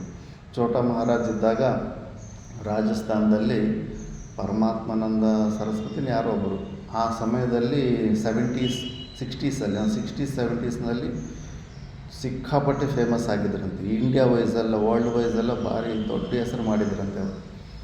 ಮತ್ತು ಏನೋ ಹಿಂಗೆ ಸ್ವಲ್ಪ ತಪ್ಪು ಕೆಲಸಗಳು ಮಾಡಿಬಿಟ್ಟಿದ್ದೂ, ಇನ್ನೆಲ್ಲ ಮಂದಿಯಲ್ಲೆಲ್ಲ ಮಾನ ಮರ್ಯಾದೆ ಹೋಗ್ಬಿಟ್ಟಿದ್ದೂ, ಎಲ್ಲೂ ಮುಖ ತೋರಿಸೋ ಥರ ಪರಿಸ್ಥಿತಿ ಇರಲಿಲ್ವಂತೆ. ಯಾಕಂದರೆ ಭಾರಿ ಫೇಮಸ್ ಆಗಿಬಿಟ್ಟಿದ್ದಾರೆ. ಅಷ್ಟು ಫೇಮಸ್ ಆಗಿ ತಪ್ಪು ಕೆಲಸ ಮಾಡಿ ಸಿಕ್ಕಾಕೊಂಡ್ಬಿಟ್ರೆ ಮತ್ತೆ ಎಲ್ಲೂ ತಲೆ ಎತ್ತಕ್ಕಾಗಲ್ಲ. ಅದಕ್ಕೆ ಗಡ್ಡ ಮೀಸೆ ಎಲ್ಲ ಬೆಳೆಸಿಬಿಟ್ಟು ಮಾರು ಮೀಸೆಯಲ್ಲಿ ಕಪ್ಪುದೊಂದು ಕಂಬಳಿ ಕಟ್ಕೊಂಡು ಋಷಿಕೇಶಲ್ಲಿ ಅಲ್ಲಿ ಇಲ್ಲಿ ಸುತ್ತಾಡ್ಕೊಂಡು ಸೀಕ್ರೆಟಾಗಿ ಸಾಧನೆ ಮಾಡ್ಕೊತಾ ಇದ್ದಾನೆ. ಪಶ್ಚಾತ್ತಾಪ ಆಗಿದೆ ಜೀವನದಲ್ಲಿ. ಕೈಲಾಸಾಶ್ರಮಕ್ಕೆ ಬಂದು ಡೈಲಿ ಪಾಠ ಕೇಳ್ತಿದ್ದಾನೆ. ಅವ್ರಿಗೆ ಅರ್ಥ ಆಗಿಬಿಟ್ಟಿದೆ ಚೋಟ ಮಹಾರಾಜ ಸಾಮಾನ್ಯ ಪುರುಷರಲ್ಲ, ಸಾಕ್ಷಾತ್ ಮಹಾದೇವನೇ ಅಂದ್ಬಿಟ್ಟಿದ್ರು. ಯಾರು ಇಲ್ಲದೆ ಇದ್ದ ಸಮಯದಲ್ಲಿ ಬಂದುಬಿಟ್ಟು, ಗುರುಗಳೇ ನಾನು ಇಂಥವನು, ನೀವು ಹೆಸರು ಕೇಳೇ ಇರ್ತೀರ, ಇಂಥ ತಪ್ಪು ಕೆಲಸಗಳು ಮಾಡಿಬಿಟ್ಟು ಹಿಂಗೆಲ್ಲ ಆಗಿಬಿಟ್ಟಿದೆ, ಮತ್ತು ನನ್ನ ಗತಿ ಏನಾಗುತ್ತೆ, ಸನ್ಯಾಸ ತಗೊಂಡು ಇಂಥ ತಪ್ಪುಗಳೆಲ್ಲ ಮಾಡಿಬಿಟ್ಟು ಏನಾಗಿದೆ ಅಂದ್ರಂತೆ. ಏನಾಗಿದೆ ಗುರುಗಳ ಹತ್ರ ಬಂದಿದೆಯಾ, ಮಾಡಿದ ತಪ್ಪುಗಳ ಬಗ್ಗೆ ಪಶ್ಚಾತ್ತಾಪ ಆಗ್ತಾಯಿದೆ, ಗುರುಮುಖದಿಂದ ನಾಚಿಕೆ ಮಾನ ಎಲ್ಲ ಬಿಟ್ಟು ಮಾಡಿರೋ ತಪ್ಪು ಕೆಲಸಗಳೆಲ್ಲ ನೀನು ವ್ಯಕ್ತ ಮಾಡ್ಕೊಂಡಿದ್ಯಾ, ಅದು ಇವತ್ತೇ ಹೋಯ್ತು, ಆ ಪಾಪ ಇವತ್ತೇ ಸುಟ್ಟೋಯ್ತು. ಜೋ ಕ್ಯಾ ಹುವಾ ಕಲ್ ತಕ್ ಸ್ವಪ್ನದ ಆಜ್ ಜಗ್ ಗೈ ಅಬ್ ಜಗ್ತೇ ರಹು, ಅಷ್ಟೇ ಆಶೀರ್ವಾದ ಮಾಡಿಬಿಟ್ರಂತೆ. ಮತ್ತು ಆದ್ದರಿಂದ ನಮ್ಮ ಆತ ಮತ್ತೆ ಸಿದ್ಧಪುರುಷ ಆಗಿದ್ದಾನಲ್ಲಿ, ಅದನ್ನ ಹೆಸರು ಮರೆತೋಗ್ಬಿಟ್ಟೆ ನಾನು. ಮತ್ತು ಅಂಥ ತಪ್ಪು ಕೆಲಸ ಮಾಡಿದ್ರು ಕೂಡ ಅಂಥ ಮಹಾಗುರುಗಳ ಹತ್ರ ಹೋದರೆ ಕ್ಷಣದಲ್ಲೆಲ್ಲ ಅಂಥ ಪಾಪಗಳೆಲ್ಲ ನಷ್ಟ ಆಗಿಬಿಡ್ತವೆ, ಅಂಥವನ್ನು ಕೂಡ ಸನ್ಮಾರ್ಗದಲ್ಲಿ ತರಿಸ್ಬಿಡ್ತಾರೆ ಅಂತ. ಇದಂ ರಹಸ್ಯಮಸ್ಪಷ್ಟಂ ವಕ್ತವ್ಯಂ ಚ ವರಾನನೆ ಸುಗೋಪ್ಯಂ ಚ ತವಾಗ್ರೇತು ಮಮಾತ್ಮ ಪ್ರೀತಯೇ ಸತಿ. ಇದಂ ರಹಸ್ಯಮಸ್ಪಷ್ಟಂ ವಕ್ತವ್ಯಂ ಚ ವರಾನನೆ ಸುಗೋಪ್ಯಂ ಚ ತವಾಗ್ರೇತು ಮಮ ಆತ್ಮ ಪ್ರೀತಯೇ ಸತಿ. ಇದು ತುಂಬ ರಹಸ್ಯವಾದಂಥ ವಿಷಯ. ಇದು ಯಾರಿಗಂದರೆ ಅವ್ರಿಗೆ ಹೇಳಬೇಕಾಗಿಲ್ಲ. ನಿನಗೆ ಯಾಕೆ ಹೇಳ್ತಾ ಇದ್ದೀನಿ ಅಂದರೆ, ನಿನಗೆ ನನ್ನ ಮೇಲೆ ಪೂರ್ಣ ಶ್ರದ್ಧೆ ಇರೋದ್ರಿಂದನೇ ನಿನಗೆ ನಾನು ಇದನ್ನು ಹೇಳ್ತಾ ಇದ್ದೀನಿ ಅಂದ್ಬಿಟ್ಟು. ಎಲ್ಲ ಶಾಸ್ತ್ರಗಳು ಅಷ್ಟೇ, ಭಗವದ್ಗೀತೆ ಆಗಲಿ ಎಲ್ಲ ವಾರ್ನಿಂಗ್ಸ್ ಇದ್ದಾವೆ. ಚಂದ್ರಶೇಖರ್ ಭಾರತಿ ಸ್ವಾಮೀಜಿ ಅವ್ರ ಶಿಷ್ಯರೇ ಒಬ್ಬರು ರಾಮೇಶ್ವರಮಲ್ಲಿ ಭಗವದ್ಗೀತೆ ಒಂದು ದೊಡ್ಡದು ಪ್ರವಚನ ಇಟ್ಕೊಂಡಿರ್ತಾರೆ. 10,000 ಜನ ಅಟೆಂಡ್ ಆಗಿರ್ತಾರೆ. ಆ ಸಮಯದಲ್ಲಿ 10,000 ಜನ ಅಟೆಂಡ್ ಆಗೋದು ದೊಡ್ಡ ವಿಷಯ ಅಲ್ಲ. ಫುಲ್ಲೆಲ್ಲ ನ್ಯೂಸ್ ಪೇಪರ್ಗಳಲ್ಲಿ ಅಲ್ಲಿ ಇಲ್ಲಿ ಎಲ್ಲ ಚೆನ್ನಾಗಿ ಬಂದುಬಿಟ್ಟಿದೆ. ಎಲ್ಲರೂ ಇನ್ನು ಹೊಗಳಿದ್ದ ಆಚಾರ್ಯರನ್ನ ಗೃಹಸ್ಥಾಶ್ರಮದಲ್ಲೇ ಇದ್ದಾನೆ. ಮತ್ತು ಇದೆಲ್ಲ ಆದಮೇಲೆ ಶೃಂಗೇರಿ ಮಠಕ್ಕೆ ಗುರುಗಳನ್ನು ಭೇಟಿ ಮಾಡಬೇಕಂತ ಹೋದಾಗ ಗುರುಗಳಂದ್ರಂತೆ, ಏನಪ್ಪ ಪ್ರವಚನ ಭಾರಿ ದೊಡ್ಡದಾಗಿ ಮಾಡಿದ್ದೀಯಾ, ತುಂಬ ಜನ ಬಂದಿದ್ರಂತಲ್ಲ ಅಂದರೆ, ಹೌದು ಗುರುಗಳೇ, ಎಲ್ಲ ನಿಮ್ಮ ಕೃಪೆಯಿಂದ ಎಲ್ಲ ಚೆನ್ನಾಗಾಯಿತು ಅಂದ್ರಂತೆ. ಎಲ್ಲ ಚೆನ್ನಾಗೇ ಇದೆ, ಭಗವದ್ಗೀತೆಯಲ್ಲಿ ಲಾಸ್ಟಲ್ಲಿ ಹೇಳಿಲ್ವಾ, 10,000 ಜನನ ನೀನು ಅವರು ಯೋಗ್ಯವಾದಂಥ ಆದಿಕೃಷ್ಣನ ಭಕ್ತರ ಅಲ್ಲ ಅಂತ ನೀನು ಚೆಕ್ ಮಾಡ್ದ ಅಂತ ಕೇಳಿದ್ರಂತೆ. ಹೆಂಗೆ ಗೊತ್ತಾಗುತ್ತೆ ಅವ್ರು ಬಂದಿರೋನು ಕೃಷ್ಣನ ಮೇಲೆ ಭಕ್ತಿ ಇದೇ ಇಲ್ಲ ಅಂತ? ನನ್ನ ಭಕ್ತರ ಅಲ್ಲದೇ ಇರೋರಿಗೆ ಈ ಭಗವದ್ಗೀತೆ ಹೇಳಲೇಬಾರ್ದಂತ ಅಲ್ಲಿ ವಾರ್ನಿಂಗ್ ಕೊಟ್ಟಿದ್ದಾನೆ. ಎಲ್ಲರನ್ನೂ ನೀನು ಚೆಕ್ ಮಾಡ್ದೆ 10,000 ಜನ ಅಂತ. ಆವಾಗ ತಪ್ಪು ಇಲ್ಲ ಗುರುಗಳೇ ಅಂದ್ರಂತೆ. ಇಲ್ಲ, ಶಾಸ್ತ್ರಗಳು ಮತ್ತು ಅವೆಲ್ಲ ಟೈಮ್ ಪಾಸ್ಗೆ ಬರ್ತಿದ್ದಾರೆ ಆ ಶ್ಲೋಕಗಳು. ಅಂತಿಮ ಲಾಸ್ಟಲ್ಲಿ ವಾರ್ನಿಂಗು ಯಾರಿಗಂದರೆ ಅವ್ರಿಗೆಲ್ಲ ಹೇಳ್ಬೋದು ಅಂದ್ಬಿಟ್ಟು. ಅದಕ್ಕೆ ಈ ಆನ್ಲೈನ್ ಕ್ಲಾಸ್ಗಳು ಮಾಡಬೇಕಂದ್ರೆ ನಮ್ಮ ಗುರುಗಳಿಗೂ ಇಷ್ಟ ಆಗಲಿಲ್ಲ. ಕರೋನಾ ಅಂತ ಸಮಯ ಬಂತು, ಇನ್ನು ಆವಾಗ ಸ್ಟಾರ್ಟ್ ಆಗಿದ್ದು. ಆದ್ದರಿಂದ ಇಂಟ್ರೆಸ್ಟೆಡ್ ಇರೋವಂಥ ಭಕ್ತರಿಗೆ ಸ್ವಲ್ಪ ನೋಡ್ಕೊಳ್ಳಿ ಅಂದ್ಬಿಟ್ಟು ಇದು ಮಾಡ್ತಾರೆ. ಇದು ಪಬ್ಲಿಕ್ಕಾಗಿ ಕೊಡುವಂಥ ಡಿಸ್ಕೋರ್ಸಸ್ ಅಲ್ಲ, ಇವೆಲ್ಲ ನಿಷೇಧ ವಾಕ್ಯಗಳು. ಇಂಥವ್ರಿಗೆ ಮಾತ್ರ, ಭಕ್ತರಾದಂಥವ್ರಿಗೆ ಮಾತ್ರನೇ ಹೇಳಬೇಕಂದ್ಮೇಲೆ ಅಷ್ಟೇ. ಆ ಮರ್ಯಾದನ್ನು ನಾವು ದಾಟಿ ಮುಂದೆ ಹೋಗಬಾರ್ದು. ಹೋದರೆ ಮತ್ತೆ ರಿವರ್ಸ್ ಎಫೆಕ್ಟ್ ಆಗುತ್ತೆ ಅದು. ಯಾಕಂದರೆ ಇದು ಸುಗೋಪ್ಯಂ ಚ ತವಾಗ್ರೇತು ಮಮ ಆತ್ಮಪ್ರೀತೆಯೇ ಸತಿ. ಇದು ತುಂಬ ಗೋಪ್ಯವಾದಂಥ ವಿಷಯ ಇದು. ಇಲ್ಲ ಅಂದರೆ ಏನಿದೆ ಇಲ್ಲಿ, ಎಷ್ಟು ಕಂಪ್ಲೀಟ್ ಈಗೋವನ್ನು ಬೆಂಡ್ ಮಾಡೋವಂಥ ತತ್ವ ಇದು. ಮನುಷ್ಯನಿಗೆ ಎಷ್ಟು ಅಹಂಕಾರ ಇರುತ್ತೆ, ಸ್ವಂತ ತಂದೆ ತಾಯಿ ಹತ್ರನೇ ತಲೆ ಬಗ್ಸೋದಿಲ್ಲ ಅವನು. ಆ ಥರ ಜೀವನ ನಡೆದಿರ್ತಾನೆ. ಎಷ್ಟೊಂದು ವಿಷಯದಲ್ಲಿ ಸ್ಪೆಷಲಾಗಿ ಫೀಲ್ ಆಗ್ತಾ ಇರ್ತಾನೆ. ಉತ್ತಮ ಜಾತಿಯಲ್ಲಿ ಹುಟ್ಟಿದ್ದೀನಂತ, ಉತ್ತಮ ಕ್ವಾಲಿಫಿಕೇಷನ್ ಇದೆ ಅಂತ, ಎಷ್ಟೋ ಪ್ರಕಾರದಲ್ಲಿ. ಎದುರುಗಡೆ ಇರೋ ಮನುಷ್ಯನ ಅವನು ನನಗಿಂತ ಲೆಸ್ ಕ್ವಾಲಿಫೈಡ್, ನಾನು ಅವನಿಗಿಂತ ಹೆಚ್ಚು ಕ್ವಾಲಿಫೈ, ಏನೇನೆಲ್ಲ ಕ್ಯಾಲ್ಕುಲೇಷನ್ಸ್ ಇರ್ತಾವೆ. ಅಂಥವ್ರ ಹತ್ರ ನೀನು ಬಲವಂತವಾಗಿ ಈಗೋವನ್ನು ಬೆಂಡ್ ಮಾಡೋಂಥ ತತ್ವ ಹೇಳಿದ್ರೆ ಅವನು ಫುಲ್ ರಿವರ್ಸಾಗಿ ತೊಗೊಂಡ್ಬಿಡ್ತಾನೆ. ರಿವರ್ಸಾಗಿ ತೊಗೊಂಡು ಇದ್ರ ಮೇಲೆ ಇನ್ನೂ ದ್ವೇಷವನ್ನು ಹೊಂದಿಬಿಟ್ಟಿದ್ದನ್ನು ಇನ್ನೂ ಪಾಪದ ಮೂಟೆ ಹೆಚ್ಚು ಮಾಡ್ಕೊತಾನೆ. ಆದ್ದರಿಂದ ಇದಿಲ್ಲ, ಇದು ನೋಡ್ಕೋಬೇಕು. ಸ್ವಲ್ಪ ಆದರೂ ಆ ಗುರುಭಕ್ತಿ ಶ್ರದ್ಧೆ ಯಾರಿಗೆ ಬಂದಿರುತ್ತೋ ಅವ್ರಿಗೆ ಹೇಳಿದ್ರಾಗ ಅವ್ರಿಗಿನ್ನೂ ಉತ್ಸಾಹ ಬರುತ್ತೆ. ಓಹೋ, ನಮ್ಮ ಗುರು ತತ್ವ ಅಂದರೆ ಸ್ವಲ್ಪ ಹೆಲ್ಪ್ ಮಾಡುತ್ತೆ ಅಂದ್ಕೊಂಡಿದ್ರು, ಇಲ್ಲಿ ನೋಡಿದ್ರೆ ಕಂಪ್ಲೀಟ್ ಹೆಲ್ಪು, ನನಗೆ ಸಂಪೂರ್ಣ ಆಲಂಬನೆ, ಎಲ್ಲವೂ ಇದರಿಂದ ನನಗೆ ಸಿಗುತ್ತೆ ಅಂದ್ಬಿಟ್ಟು ಅವನಿಗಿನ್ನೂ ಉತ್ಸಾಹ ಬರುತ್ತೆ. ಭಕ್ತನಾಗಿದ್ದರೆ. ಭಕ್ತನಿಲ್ಲ ಅಂದ್ರಾಗ ನಾವು ವಿಪರೀತವಾಗಿ ಕೋಪ ಬರುತ್ತೆ. ಏನಿದು ಇಷ್ಟೊಂದು ಈಗೋ ಬೆಂಡಿಂಗ್ ಅಂದ್ಬಿಟ್ಟು.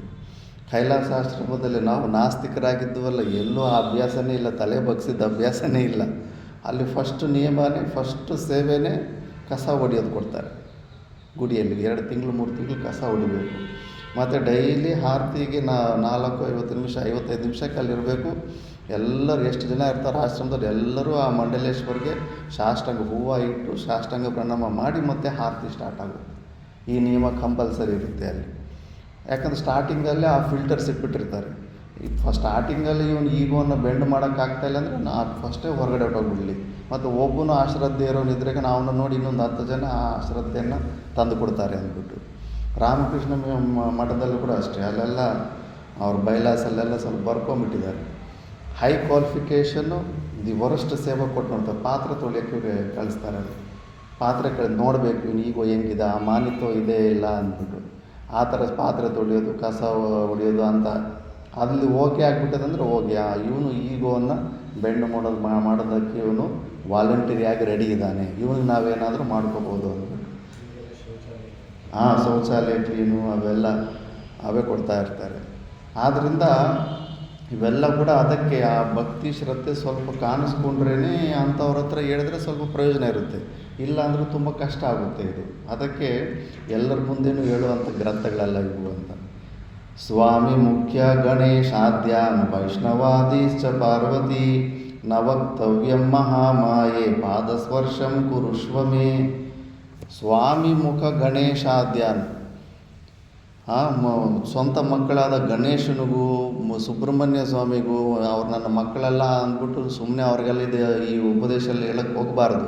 ವೈಷ್ಣವ ಭಕ್ತರಾಗಿರ್ಬೋದು, ದೇವಿ ಭಕ್ತರಾಗಿರ್ಬೋದು, ಆ ಗುರುತತ್ವದ ಮೇಲೆ ಶ್ರದ್ಧೆ ಇಲ್ಲ ಅಂದ್ರೆಗನ ಅವ್ರಿಗೆ ಯಾರಿಗೂ ಹೇಳಬಾರ್ದು. ನಾ ವಕ್ತವ್ಯ ಮಹಾಮಯ, ನನ್ನ ಕಾಳು ಮುಟ್ಬಿಟ್ಟು ನೀನು ನನಗೆ ಪ್ರಾಮಿಸ್ ಮಾಡು, ಯಾರಿಗೂ ಹೇಳೋದಿಲ್ಲ ಅಂದ್ಬಿಟ್ಟು ಅಂತ ಪ್ರಾಮಿಸ್ తగులుతా ఇదని. అಷ್ಟು సీక్రెట్ ఇది గురుతత్వం గురించి భక్తులు కాని వాళ్ళకి చెప్పకూడదని చెప్తుంది శాస్త్రం. పార్వతీదేవికి శివుడు చెప్తున్నాడు, నువ్వు నా మీద నీకు చాలా శ్రద్ధ ఉంది, భక్తురాలు కాబట్టి నేను నీకు చెబుతున్నాను. నీ సొంత కొడుకులైన గణపతికి సుబ్రహ్మణ్య స్వామి కూడా చెప్పొద్దు అంటున్నాడు. విష్ణువు కూడా కానీ దేవి భక్తులకు కూడా అయినా పర్వాలేదు, ఎవరికి చెప్పకూడదు, నా కాలు ముట్టుకొని ప్రమాణం చేయంటున్నాడు. ఎవడు పడితే అది చెప్పేది కాదు, ఇది గురుతత్వము అని చెప్పి, ఇది చాలా రహస్యము అని. అభక్తే వంచకే ధూర్తే పాషండే నాస్తికాదిషు మనసాపి న ವಕ್ತವ್ಯ ಗುರುಗೀತಾ ಕದಾಚನ. ಅಭಕ್ತೆ, ಭಕ್ತರಲ್ಲದೆ ಅವರು ವಂಚಕರು, ವಂಚನೆ ಮಾಡುವಂಥವರು, ಧೂರ್ತರು, ಶಾಸ್ತ್ರ ನಿಷಿದ್ಧ ಕರ್ಮ ಮಾಡೋರು, ಪಾಖಂಡರು, ನಾಸ್ತಿಕಾದಿಷು, ನಾಸ್ತಿಕರಿಗಂತೂ ಹೇಳೋಕ್ಕೆ ಟೈಮ್ ವೇಸ್ಟ್ ಆಗುತ್ತೆ ಅಷ್ಟೇ. ಮನಸಾಪಿ ನಾ ವಕ್ತವ್ಯ ಗುರುಗೀತಾ ಕದಾಚನ, ಮನಸ್ಸಲ್ಲೂ ಕೂಡ ನಿನಗೆ ಆ ಥಾಟ್ಸ್ ಬರಬಾರ್ದು, ಇಂಥವ್ರು ನನಗೆ ಹೇಳಬೇಕು ಅಂದ್ಬಿಟ್ಟು. ಜಗದೋದ್ಧಾರಕ ಕಂಪ್ನಿಗಳು ಸ್ಟಾರ್ಟ್ ಮಾಡಬೇಕಂತ ಬರ್ತಾ ಇರ್ತವೆ.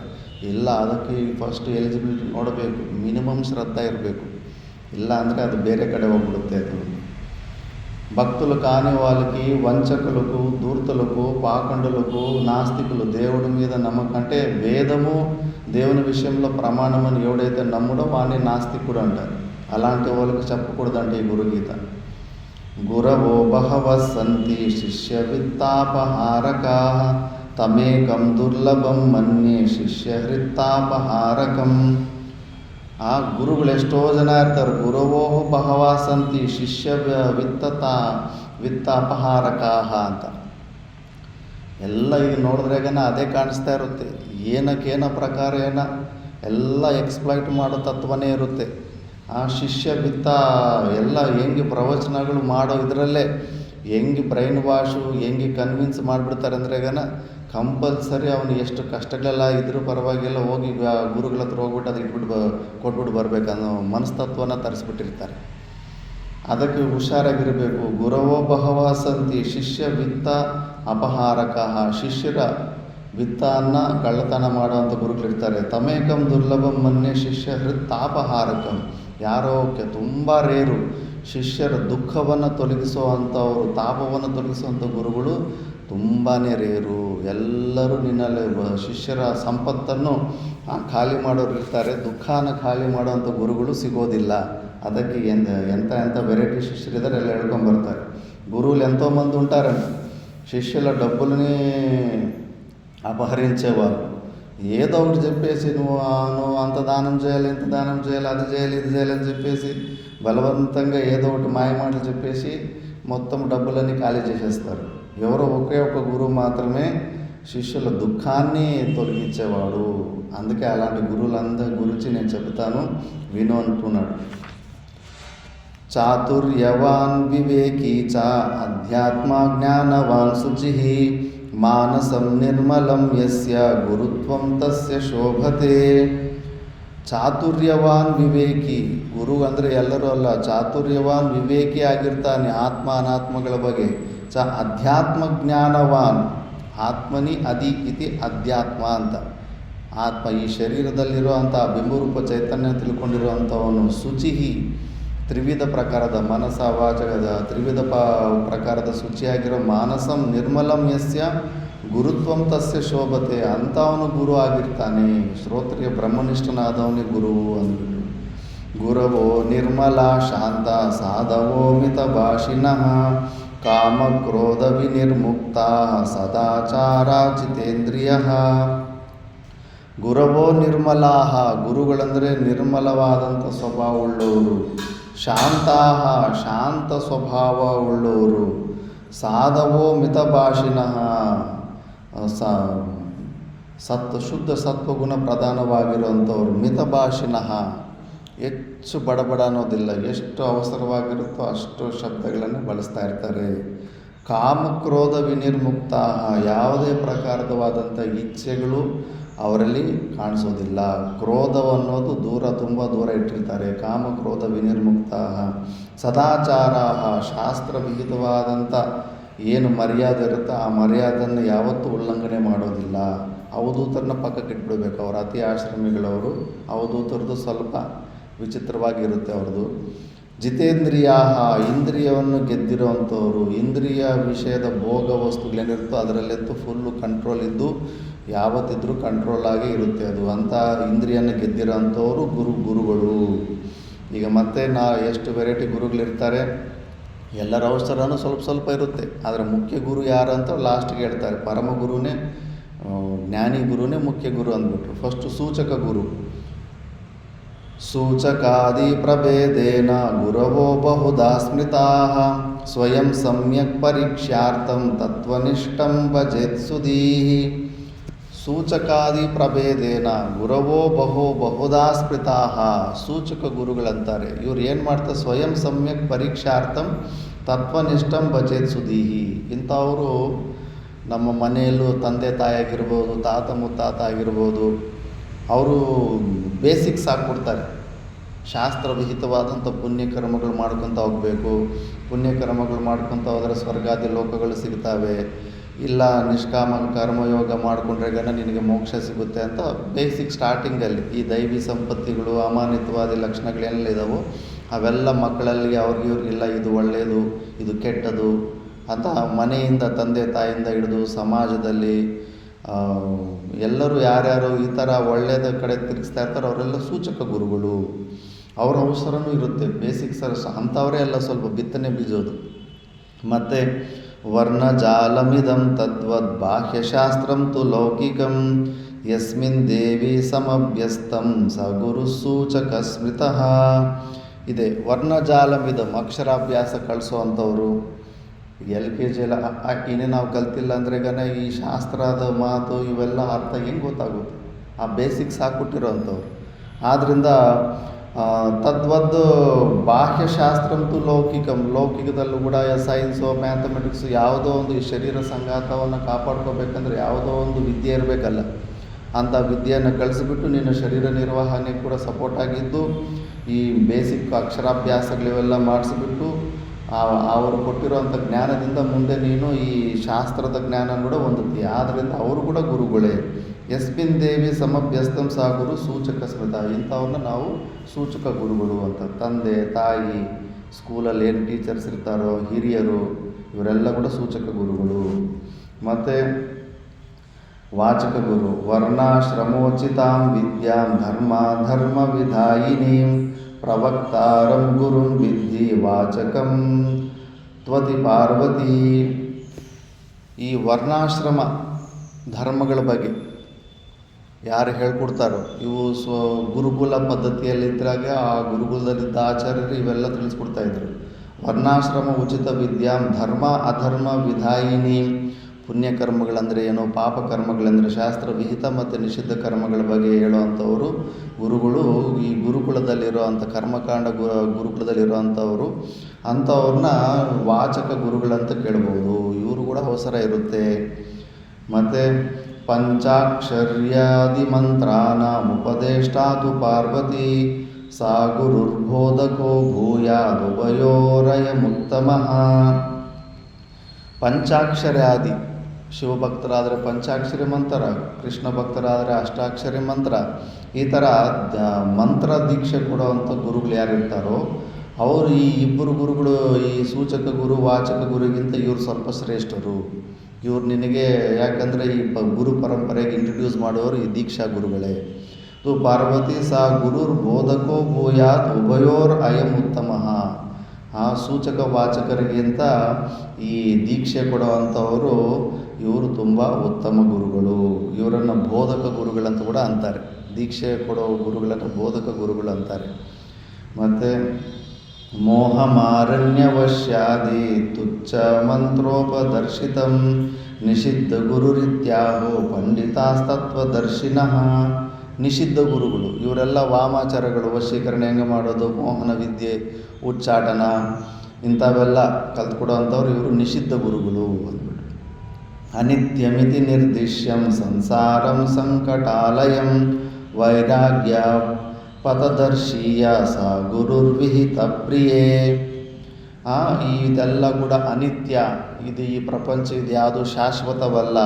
ಈ ಸಂಸಾರ ದುಃಖಾಲಯಂ ಅಶಾಶ್ವತಂ ಅಂತ ಹೇಳಿಕೊಟ್ಟು ವೈರಾಗ್ಯ ಪದಾರ್ಥದರ್ಶಿ, ವೈರಾಗ್ಯವನ್ನು ಬೆಳೆಸುವಂಥವ್ರು ಯಾರೆಲ್ಲ ಇರ್ತಾರೋ ಯಹಸ ಗುರು ವಿಹಿತ ಗುರು ಅಂದ್ಬಿಟ್ಟು. ಇವನು ವಿಹಿತ ಗುರು. ಇಂಥವರೆಲ್ಲ ಎಷ್ಟೋ ಸಹಾಯ ಮಾಡಿರ್ತಾರೆ. ನಾವು ಮನೆ ಬಿಟ್ಟು ಹೊರಗಡೆ ಬಂದು ಪರಮಾತ್ಮನೇ ಹೊಂದಬೇಕಂದ್ರೆ ಈ ಎಲ್ಲ ಗುರುಗಳು ಮುಂಚೆ ಕೆಲಸ ಎಲ್ಲೋ ಸಿಕ್ಬಿಟ್ಟಿರ್ತಾರೆ. ನಾವು ಮರ್ತೋಗ್ಬಿಟ್ಟಿರ್ತೀವಿ ಅವ್ರನ್ನೆಲ್ಲ ಗುರು ಅಂತ ನಾವು ಸ್ವೀಕಾರ ಕೂಡ ಮಾಡಿರೋದಿಲ್ಲ. ವೈರಾಗ್ಯ ಪ್ರಪಂಚದ ಮೇಲೆ ವೈರಾಗ್ಯ ತರಿಸೋದಕ್ಕೆ ಕಷ್ಟ ಕೊಟ್ಟವರೇ ಅಲ್ಲ, ನಮಗೆಲ್ಲ ಯಾರ್ಯಾರು ಕಷ್ಟ ಕೊಟ್ಟಿರ್ತಾರೋ ಅವರೆಲ್ಲ ಕೂಡ ವೈರಾಗ್ಯನ ತರಿಸ್ಕೊಡೋರೆಲ್ಲರೂ ಗುರುಗಳೇ. ಹೆಂಡತಿ ಆಗಿರ್ಬೋದು, ಮಕ್ಕಳಾಗಿರ್ಬೋದು, ಪರಿಸ್ಥಿತಿಗಳಾಗಿರ್ಬೋದು, ಅವೆಲ್ಲ ಕೂಡ ನಮಗೆ ವಿಹಿತ ಗುರುಗಳೇ. ವೈರಾಗ್ಯನ ಉತ್ಪತ್ತಿ ಮಾಡಿಬಿಟ್ಟಿದ್ದಾವೆ. ಇದು ಅಶಾಶ್ವತ ಅನ್ನೋದನ್ನು ನಮಗೆ ತಿಳಿಸ್ಕೊಟ್ಟಿದ್ದಾವೆ. ಈ ಥರ ವಿಹಿತ ಗುರುಗಳು ಇರ್ತಾರೆ. ಮತ್ತು ತತ್ವಮಸ್ಯಾದಿ ವಾಕ್ಯಾನಾಂ ಉಪದೇಷ್ಟಾತು ಪಾರ್ವತಿ ಕಾರಣಾಖ್ಯೋ ಗುರು ಪ್ರೋಕ್ತೋ ಭವರೋಗ ನಿವಾರಕಃ. ತತ್ವಮಸ್ಯಾದಿ ವಾಕ್ಯಾನುಪದೇಷ್ಟಾಚು ಪಾರ್ವತಿ. ಯಾರು ಇದನ್ನು ಉಪದೇಶ ಮಾಡ್ತಾರೋ ಇವರನ್ನು ಆಚಾರ್ಯ ಕೊಟ್ಟಿಲಿರ್ತಾರೆ. ಇವರು ಕಾರಣ ಗುರುಗಳು ಅಂತಾರೆ. ಅಷ್ಟು ಈಸಿಯಾಗಿ ಎಲ್ಲರೂ ಶ್ರೋತ್ರಿಯರಾದಂಥವರೇ ಅದನ್ನು ತತ್ವಮಸ್ಯಾದಿ ವಾಕ್ಯಗಳ ಬಗ್ಗೆ ಯುಕ್ತಿ ಪ್ರಧಾನದಿಂದ ತಿಳಿಸೋ ಸಾಮರ್ಥ್ಯ ಇರುತ್ತೆ. ಶ್ರೋತ್ರಿಯರು ಆಚಾರ್ಯ ಕೊಟ್ಟಿಲಿರ್ತಾರೆ. ಇವರು ಕಾರಣ ಗುರುಗಳು. ಇವರು ಭವರೋಗ ನಿವಾರಕ.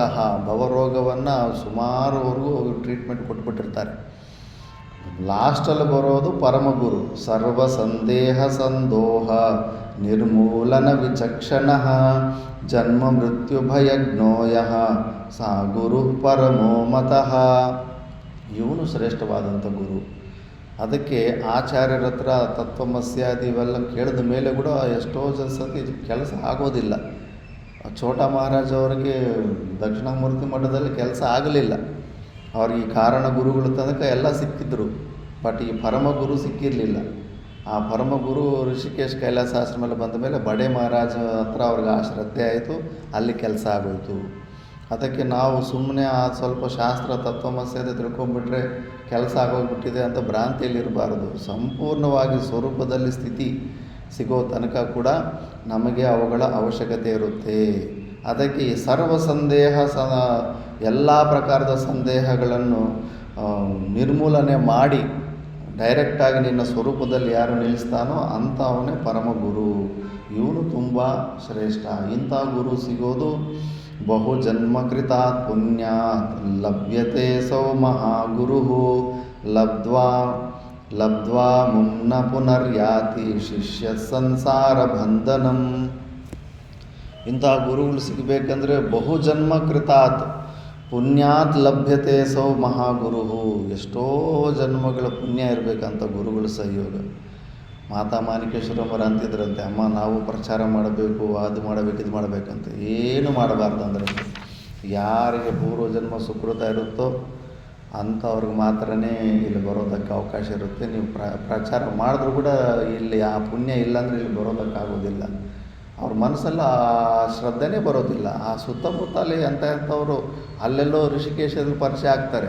ನಮ್ಮದು ಗುಲ್ಬರ್ಗ ಜಿಲ್ಲೆನೇ ಅಂತಾರೆ, ಆ ಸೇಡಂ ತಾಲೂಕೇ ಅಂತಾರೆ. ಬಟ್ ಅವರಿಗೆ ಅಲ್ಲಿ ಆ ಅದೃಷ್ಟ ಇಲ್ಲ. ಅಂಥ ಗುರುಗಳಲ್ಲೇ ಇದ್ದರೂ ಅವ್ರು ಅದು ಹೋಗುವಂಥ ಪುಣ್ಯ ಅವ್ರ ಹತ್ರ ಇರಲಿಲ್ಲ. ಅದಕ್ಕೆ ಅದು ಬಹುಜನ್ಮ ಕೃತ ಪುಣ್ಯಾತ್ ಲಭ್ಯತೆ ಅಸೋ ಮಹಾಗುರು. ಮತ್ತು ಅಂಥ ಗುರುಗಳನ್ನು ಒಂದು ಸತಿ ಸಿಕ್ಕಿದ ಮೇಲೆ ನಾ ಪುನರ್ಯಾತಿ ಶಿಷ್ಯ ಸಂಸಾರ ಬಂಧನ. ಮತ್ತೆ ಇನ್ನೊಂದು ಸತಿ ಅವನು ಜನ್ಮ ಮರಣ ಚಕ್ರಗಳಿಗೆ ಬರೋದಿಲ್ಲ. ಅದಕ್ಕೆ ಫುಲ್ಲು ಕ್ಲಾರಿಟಿ ಕೊಟ್ಟಿದ್ದಾನೆ ಗುರುಗಳು. ನಮಗೆ ಎಂಥ ಗುರುಗಳು ಸಿಕ್ಕಿದ್ದಾರೆ, ಇಂಥ ಪರಮಗುರು ಸಿಕ್ಕಿದ್ದಾರೆ ಇಲ್ವೋ, ಮತ್ತು ಅಂಥ ಪರಮಗುರು ನಮಗೆ ಸಿಗಬೇಕನ್ನೋ ಒಂದು ಮಹತ್ವಾಕಾಂಕ್ಷೆ ಬುದ್ಧಿ ಇರಬೇಕಲ್ಲ. ಆದ್ದರಿಂದ ಈ గురుಗಳಲ್ಲಿ ఇష్ట ప్రకారం ఇస్తారు. గురువులలో 5-6 ప్రకారాలు ఉంటారు. ఫస్ట్ వచ్చేసి సూచకమైన గురువు. కొన్ని మంచి మాటలు చెప్పి అక్షరాలు అవి ఇవి నేర్పించి జీవితం గురించి కూడా నేర్పేటోళ్ళు గురువులే కదా. స్కూల్లో వాళ్ళు వీళ్ళు నేర్పుతుంటారు. ఏది నేర్పినా మంచిదే, వాళ్ళు గురువులే. వాచక గురువులు అంటే ఇంకా బాగా చదువులు చెప్పించి అక్షరాభ్యాసం ఇవన్నీ నేర్పించి కొన్ని పుణ్యమైన పనులేంటివి, పాపమైన పనులేంటివి అని సత్సంగాలు అక్కడిక్కడికి పోతుంటాం కదా ఎవరో ఒకరు. అలాంటి వాచక గురువులు. మళ్ళా దీక్షా గురువులు, మంత్ర దీక్ష ఇచ్చేటోళ్ళు. దీక్షా గురువులు కొంతమంది ఉంటారు. ದೀಕ್ಷಾ ಗುರುಗಳಲ್ಲಿ ತಪೋವನ್ ಇವರು ಚಿನ್ಮಯಾನಂದ ಮಹಾರಾಜರಿಗೆ ದೀಕ್ಷಾ ಗುರು ಶಿವಾನಂದ ಸರಸ್ವತಿ ಸ್ವಾಮೀಜಿಗಳು, ಶಿವಾನಂದ ಮಠ ಋಷಿಕೇಶ್. ಅವ್ರಿಗೆ ಈ ವಿದ್ಯಾಗುರುಗಳು ಬಂದುಬಿಟ್ಟಿದ್ದು ತಪೋವನ್ ಮಹಾರಾಜ್. ಹಾಗೆ ದೀಕ್ಷಾ ಗುರುಗಳೊಬ್ಬರು ಆಗ್ಬೋದು, ವಿದ್ಯಾಗುರುಗಳು ತತ್ವಮಸ್ಯಾದಿ ಗುರುಗಳು. ಇದರಲ್ಲಿ ಕಾರಣ ಗುರುಗಳು ಮತ್ತು ಪರಮ ಗುರುಗಳು ಇವರಿಬ್ಬರು ಮಾತ್ರ ತುಂಬ ಶ್ರೇಷ್ಠ. ಅವರು ಇಲ್ಲೂ ಕೂಡ ಕ್ರಮದಲ್ಲೂ ಕೂಡ ನೋಡಿ, ತತ್ವಮಸ್ಯಾದಿ ವಾಕ್ಯಗಳು ಹೇಳ್ಕೊಡೋವಂಥವರು ಮಿಕ್ಕಿದ ಗುರುಗಳಿಗಿಂತ ಸೆಕೆಂಡ್ ಬೆಸ್ಟಲ್ಲಿದ್ದಾರೆ. ಅದಕ್ಕೆ ನಮ್ಮ ಗುರುಗಳು ಹೇಳ್ತಿದ್ರು, ದೀಕ್ಷಾ ಕೊಟ್ಟ ಗುರುಗಳಿಗಿಂತ ಈ ಉಪದೇಶ ಮಾಡಿರೋ ತತ್ವಮಸ್ಯಾದಿ ವಾಕ್ಯಗಳ ಬಗ್ಗೆ ವಿಚಾರ ಹೇಳ್ಕೊಟ್ಟಿರೋಂಥ ಗುರುಗಳು ತುಂಬ ಶ್ರೇಷ್ಠ ಅಂದ್ಬಿಟ್ಟು ವಿದ್ಯಾ ಗುರುಗಳಂತ ಕೂಡ ಕರೀತಾರೆ, ಕಾರಣ ಗುರುಗಳನ್ನು. అలా దీక్ష ఇచ్చిన గురువులు ఉంటారు, మంత్రతో ఉపదేశం ఇచ్చిన వాళ్ళు. దాని తర్వాత నిషిద్ధ గురువులు ఉంటారు, వామాచ చెడుపులు చేసేటివి నేర్పించేటోళ్ళు, వాళ్ళ మీద వీళ్ళ మీద. అలాంటి గురువుల దగ్గరికి పోకూడదు. మళ్ళా వైరాగ్యాన్ని పెంచేటోళ్ళు, ఈ సంసారం అంతా దుఃఖాలయము అశాశ్వతేమో అని చెప్పేసి, మీ పక్కింట్లోని ముసలాయన అయిండొచ్చు, ఆయన జీవితం అంతా ఈదుకొని వచ్చింటాడు కదా, ఇంకేమి లేదురా సంసారం అంతా ఒట్టిదే, అంత దుఃఖాలే, ఈ ప్రపంచం వల్ల ఇంకోసారి పుట్టాలనుకోకూడదు అని వాళ్ళు వీళ్ళు పెద్దలు మనకు చెప్తా ఉన్నారు. వాళ్ళు కూడా గురువులే. భార్య ఎక్కువ నేను ఇబ్బంది పెట్టిందంటే కన్నా వైరాగ్యం వస్తుందా లేదా? వద్దరా నాయన, ఈ సంసారము దిదవద్దు, భగవంతుని కావడాలి, ఇంకోసారి పుట్టకూడదని ఎవరెవరు వైరాగ్యాన్ని తెప్పిస్తూ ఉంటారో వాళ్ళంతా మనకు విహిత గురువులు.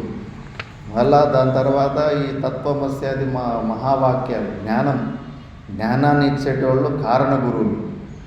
మళ్ళా లాస్ట్ గురువు పరమగురు. ఈ పరమగురు జీవన్ముక్త పురుషుడే ఉంటాడు. ఆ జీవన్ముక్త పురుషుడు నీలో ఉన్న అన్ని సందేహాలని తొలగించేసి నీకు మోక్షాన్నే ఇప్పించేస్తాడు, ఇప్పుడే ఈ శరీరంలో ఉండంగానే. అలాంటి గురువు దొరికిన తర్వాత మళ్ళీ నువ్వు ఇంకోసారి పునర్జన్మకి రావు. మిగతా కిందున్న గురువులు నీకు దొరికినా కూడా మళ్ళీ పునర్జన్మకి వాపసు వచ్చే అవకాశాలు ఉంటాయి. కానీ ఈ పరమ గురువు దొరికితే మాత్రము ఇంకా ఫైనల్, ఇంకేమి చేయాల్సిన అవసరం లేదు. అలాంటి గురువుల దగ్గర సాష్టాంగ ప్రణామాలు చెప్పి, నువ్వు ఏమంటే అదే గురుదేవ, నువ్వు కూర్చుంటాం, లేవమంటే లేవుంటావు, ఏం చేయమంటారు, సంపూర్ణంగా అక్కడ సరెండర్ అయిపోవాలంతే. ಮತ್ತೆ ఏవం బహువిధా లోకే గురవ సంతి పార్వతీ తేషు సర్వప్రయత్నేన ಸೇವ್ಯೋ ಹಿ ಪರಮೋ ಗುರು.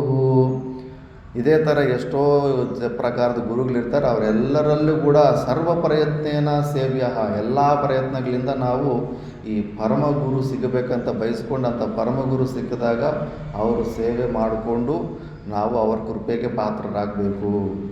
ನಿಷಿದ್ಧ ಗುರು ಶಿಷ್ಯಸ್ತು ದುಷ್ಟ ಸಂಕಲ್ಪ ದೂಷಿತಃ ಬ್ರಹ್ಮ ಪ್ರಳಯ ಪರ್ಯಂತಂ ನ ಪುನರ್ಯಾತಿ ಮರ್ತ್ಯತಾಂ. ನಿಷಿದ್ಧ ಗುರುಗಳನ್ನು ಮಾತ್ರ ಹೊಂದಬಾರ್ದು. ಹೊಂದಿದ್ರೆಗಾನ ಬ್ರಹ್ಮ ಪ್ರಳಯ ಪರ್ಯಂತ ಈ ಸೃಷ್ಟಿ ಇರೋತ ಕಲ್ಪಾಂತ ತನಕ ಮತ್ತೆ ಅವನು ಹೀನ ಜನ್ಮಗಳಿಗೆ ಹೋಗಿಬಿಟ್ಟು ಮತ್ತೆ ಅವನು ಮನುಷ್ಯ ಜನ್ಮನೇ ಸಿಗೋದಿಲ್ಲ ಬಂತು. ಅಷ್ಟು ದೊಡ್ಡ ಮಹಾಪಾಪ, ನಿಷಿದ್ಧ ವಾಮಾಚಾರಗಳು ಮಾಡೋಂಥ ಗುರುಗಳು ತಂಟೆಗೆ ಹೋಗ್ಬಾರ್ದು. ಅಲ್ಲಿ ಹೋಯ್ತು ಅಂದ್ರೆಗನೇ ಸಿಕ್ಕಾಕೊಂಡಂಗೆ ಬಿಟ್ಟು ಬರೋದಕ್ಕಾಗೋದಿಲ್ಲ. ಮತ್ತು ಅವ್ರ ಕೋಪದಿಂದ ಮತ್ತೆ ನೀನು ಇನ್ನೂ ಹೆಚ್ಚು ಹಾನಿಯನ್ನು ಬೇಕಾದರೆ ಅವ್ರು ಕೊಡೋ ಅಷ್ಟು ಸಾಮರ್ಥ್ಯ ಇರುತ್ತೆ. ಏವಂ ಶ್ರುತ್ವಾ ಮಹಾದೇವ ವಚಸ್ತಥಾ ಅತ್ಯಂತ ವಿಹ್ವಲಂ ಮನ ಶಂಕರಂ ಪರಿಪೃಚ್ಛತಿ. ಈಗ ದೇವಿಗೆ ಸಿಕ್ಕಾಪಟ್ಟೆ ಇನ್ನೂ ಕುತೂಹಲತೆ, ಸ್ವಲ್ಪ ಕ್ಯೂರಿಯಾಸಿಟಿ ಬಂದುಬಿಡ್ತು. ಇವೆಲ್ಲ ಹೊಸ ವಿಷಯ ಅಲ್ಲ ಅಂದ್ಬಿಟ್ಟು ಅದಕ್ಕೆ ಸ್ವಲ್ಪ ಸ್ತುತಿ ಮಾಡಿ ಮತ್ತೆ ಡೌಟ್ಸ್ ಕೇಳ್ತಾಳೆ. ನಮಸ್ತೆ ದೇವದೇವಾತ್ರ ಶ್ರೋತವ್ಯಂ ಕಿಂಚಿದಸ್ತಿ ಮೇ ಶ್ರುತ್ವಾ ತ್ವದ್ವಾಕ್ಯಂ ಅಧುನಾ ಭೃಶಂ ಸ್ಯಾತ್ ವಿಹ್ವಲಂ ಮನಃ. ತುಂಬ ರಹಸ್ಯವಾದಂಥ ವಾಕ್ಯಗಳು ನಾವು ಹೇಳಿದ್ವಿ. ಎಂಥ ಮಾತಂತ, ಬ್ರಹ್ಮ ವಿಷ್ಣು ಮಹೇಶ್ವರ ಪದವಿಗಳನ್ನು ಕೂಡ ಗುರುಕೃಪ ಇಲ್ಲ ಅಂದರೆ ಅಂಥ ದೊಡ್ಡ ಪದವಿಗಳೇ ವೇಸ್ಟು ಅನ್ನೋ ಥರ ಮಾತಾಡಿಬಿಟ್ಟೆ. ಮತ್ತು ಆಶ್ಚರ್ಯ ಆಗೋದಿಲ್ವ ಆ ಗುರುತತ್ವ ಅಷ್ಟು ದೊಡ್ಡದ ಅಂದ್ಬಿಟ್ಟು. ಸ್ವಯಂ ಮೂಢ ಮೃತ್ಯು ಭೀತ ಸುಕೃತಾದ್ವಿರತಿಂ ಗತಾ ದೈವಾನ್ ನಿಷಿದ್ಧ ಗುರುಗ ಯದಿ ತೇಷಾಂ ತು ಕಾ ಗತಿ. ಸ್ವಯಂ ಮೂಢಾ ಮೃತ್ಯುಭೀತಾ, ಮೃತ್ಯುವಿಂದ ಹೆದರ್ಕೊಂಡು ಸುಕೃತಾದ್ ವಿರತಿಂ ಗತಾಹ, ಈ ಪುಣ್ಯ ಕರ್ಮಗಳಿಂದ ದೂರ ಆಗಿರೋಂಥವರು ದೈವಾತ್ ನಿಷಿದ್ಧ ಗುರುಗ ಯದಿ ತೇಷಾಂ ತು ಕಾ ಗತಿ, ಇವರೆಲ್ಲ ಗತಿಗಳು ಏನಾಗುತ್ತೆ, ಅಂಥ ವರಿಷ್ಠ ಗುರುಗಳನ್ನು ಪಡೆದಿರೋಂಥವ್ರ ಗತಿ ಏನಾಗುತ್ತೆ, ಮತ್ತು ವೈರಾಗ್ಯ ಬಂದಿರೋ ಅಂಥವ್ರ ಗತಿ ಏನಾಗುತ್ತೆ, ಇವೆಲ್ಲ ನನಗೆ ಮತ್ತೆ ಇನ್ನೊಂದು ಸತಿ ಡೀಟೇಲಾಗಿ ಹೇಳಿ ಅಂತ ಪ್ರಶ್ನೆ ಕೇಳ್ತಾಳೆ. ಮತ್ತೆ ಸ್ಟಾರ್ಟ್ ಮಾಡ್ತಾರೆ ಶಿವ. ಶೃಣು ತತ್ವಮಿದಂ ದೇವಿ ಯದಾ ಸ್ಯಾದ್ವಿರತೋ ನರಃ ತದಾ ಸಾವಧಿಕಾರೀತಿ ಪ್ರೋಚ್ಯತೆ ಶ್ರುತಿ ಮಸ್ತಕೈಃ. ಶೃಣು ಅಂದರೆ ಶ್ರದ್ಧೆಯಿಂದ ಕೇಳು. ಈಗ ಹೇಳ್ತೀನಿ, ನೀನು ಕೇಳಿರೋ ಪ್ರಶ್ನೆಗಳಿಗೆಲ್ಲ ಯಾರ್ಯಾರ ಗತಿ, ಎಲ್ಲೆಲ್ಲಿ ಹೋಗ್ತಾರೆ, ಏನೇನು ಸಿಗುತ್ತೆ ಅಂದ್ಬಿಟ್ಟು. ಫಸ್ಟು ಗುರುಗಳು ಎಂಥ ಗುರುಗಳನ್ನು ಹೊಂದಬೇಕಂದ್ಬಿಟ್ಟು. ಅಖಂಡೈಕರಸಂ ಬ್ರಹ್ಮ ನಿತ್ಯ ಮುಕ್ತಂ ನಿರಾಮಯಂ ಸ್ವಸ್ಮಿನ್ ಸಂದರ್ಶಿತಂ ಯೇನ ಸಾ ಭವೇದಸ್ಯ ದೇಶಿಕಃ. ಅಖಂಡೈಕರಸಂ ಬ್ರಹ್ಮ, ಆ ಗುರು ಅಂದರೆ ಸುಮ್ಮನೆ ಶರೀರ ಅಂತ ಅಂದ್ಕೊಳ್ಳೋದಲ್ಲ. ಆ ಅಖಂಡ ರೂಪದಲ್ಲಿರುವಂಥ, ಏಕರಸವಾಗಿರುವಂಥ ಪರಮಾನಂದ ಸ್ಥಿತಿ ರೂಪದಲ್ಲಿರುವಂಥ ಬಿಂಬರೂಪ ಚೈತನ್ಯ ಸ್ವರೂಪನಾದಂಥ ಬ್ರಹ್ಮ ಏನಿದಾನೋ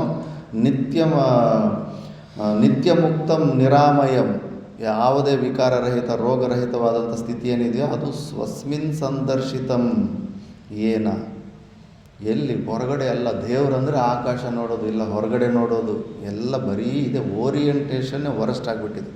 ದೇವರಂದ ತಕ್ಷಣ ಭಿನ್ನವಾಗಿ ಯೋಚನೆ ಮಾಡೋ ಪದ್ಧತಿಯಲ್ಲಿ ಇಲ್ಲ, ಶಾಸ್ತ್ರ ಒಪ್ಪೋದಿಲ್ಲ. ಸ್ವಸ್ಮಿನ್, ನಿನ್ನಲ್ಲೇ, ಪ್ರತ್ಯೇಕ ಚೈತನ್ಯದ ಇನ್ನರ್ ಮೋಸ್ಟ್ ನಿನ್ನಲ್ಲೇ ನೋಡ್ಕೊ ನೀನು. ಸ್ವಸ್ಮಿನ್ ಸಂದರ್ಶಿತಂ ಏನ ಸಾ ಭವೇದಸ್ಯ ದೇಶಿಕಃ. ಯಾರು ಮನಸ್ಸಲ್ಲಿ ಒಳಗಡೆ ಆ ಗುರು ನಿರ್ಗುಣ ನಿರಾಕಾರ ತತ್ವ ಏನಿದೆ, ಆ ತತ್ವವನ್ನೇ ಗುರು ಅಂತ ಯಾರದು ಎಲ್ಲಿ ಆ ಶ್ರದ್ಧೆ ನಿಮಗೆ ಎಲ್ಲಿಗೆ ಬರುತ್ತೋ ಅವನೇ ನಿನ್ನ ಗುರು, ಮತ್ತು ಅವನೇ ನಿಜವಾದ ಶಿಷ್ಯ ಅಂದ್ಬಿಟ್ಟು. ಗುರುಗಳಂದರೆ ಆ ತತ್ವ ಅಂತ ತಿಳ್ಕೋ ಅಂತ. ಜಲಾನಾಂ ಸಾಗರೋ ರಾಜ ಯಥಾ ಭವತಿ ಪಾರ್ವತಿ ಗುರುನಾಂ ತತ್ರ ಸರ್ವೇಷಾಂ ರಾಜಾಯಂ ಪರಮೋ ಗುರು. ಜಲಾನಾಂ ಸಾಗರೋ ರಾಜ, ನೀರಿರೋ ಅಂಥದ ಪದಾರ್ಥಗಳಲ್ಲಿ ಸಮುದ್ರ ಎಲ್ಲ ನೀರಿಗೆ ರಾಜ ಹೆಂಗಿದ್ದಾನೋ ಅದೇ ಥರ ಗುರುನಾಂ ತತ್ರ ಸರ್ವೇಷಾಂ ರಾಜ ಅಯಂ ಪರಮೋ ಗುರು. ಈ ಪರಮ ಗುರು ಈ ಗುರುಗಳಲ್ಲಿ ದೊಡ್ಡ ಗುರು, ರಾಜ ಗುರು ಇದ್ದಂಗೆ. ಮೋಹಾದಿರಹಿತ ಶಾಂತೋ ನಿತ್ಯ ತೃಪ್ತೋ ನಿರಾಶ್ರಯ ತ್ರಿಣೀಕೃತ ಬ್ರಹ್ಮ ವಿಷ್ಣು ವೈಭವ ಪರಮೋ ಗುರು.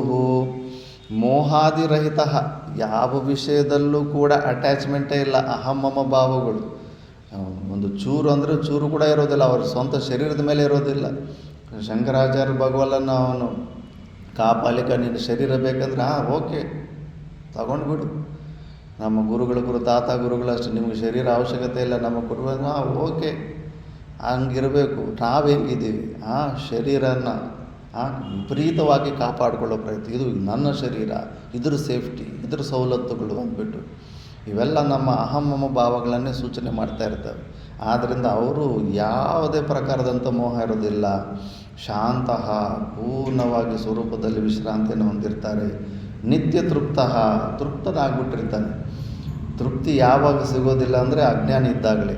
ನಮಗಿಂತ ಭಿನ್ನವಾಗಿ ಹೊರಗಡೆ ಯಾವುದೋ ವಸ್ತುಗಳಿಂದ ಈ ಶರೀರದಿಂದ ನನಗೆ ಸುಖ ಸಿಗುತ್ತೆ ಅಂತ ಸಂಭಾವನಾ ಬುದ್ಧಿ ಯಾರು ಇಟ್ಕೊಂಡಿರ್ತಾನೋ ಅವನು ತೃಪ್ತಿಯಿಂದ ಇರೋದಕ್ಕೆ ಸಾಧ್ಯ ಆಗೋದಿಲ್ಲ. ಯಾಕಂದರೆ ಇರೋ ತೃಪ್ತಿಯನ್ನು ಇಲ್ಲ ಅಂತ ಅವನಿಗೆ ಕನ್ವಿಕ್ಷನ್ ಆಗಿಬಿಟ್ಟಿದೆ.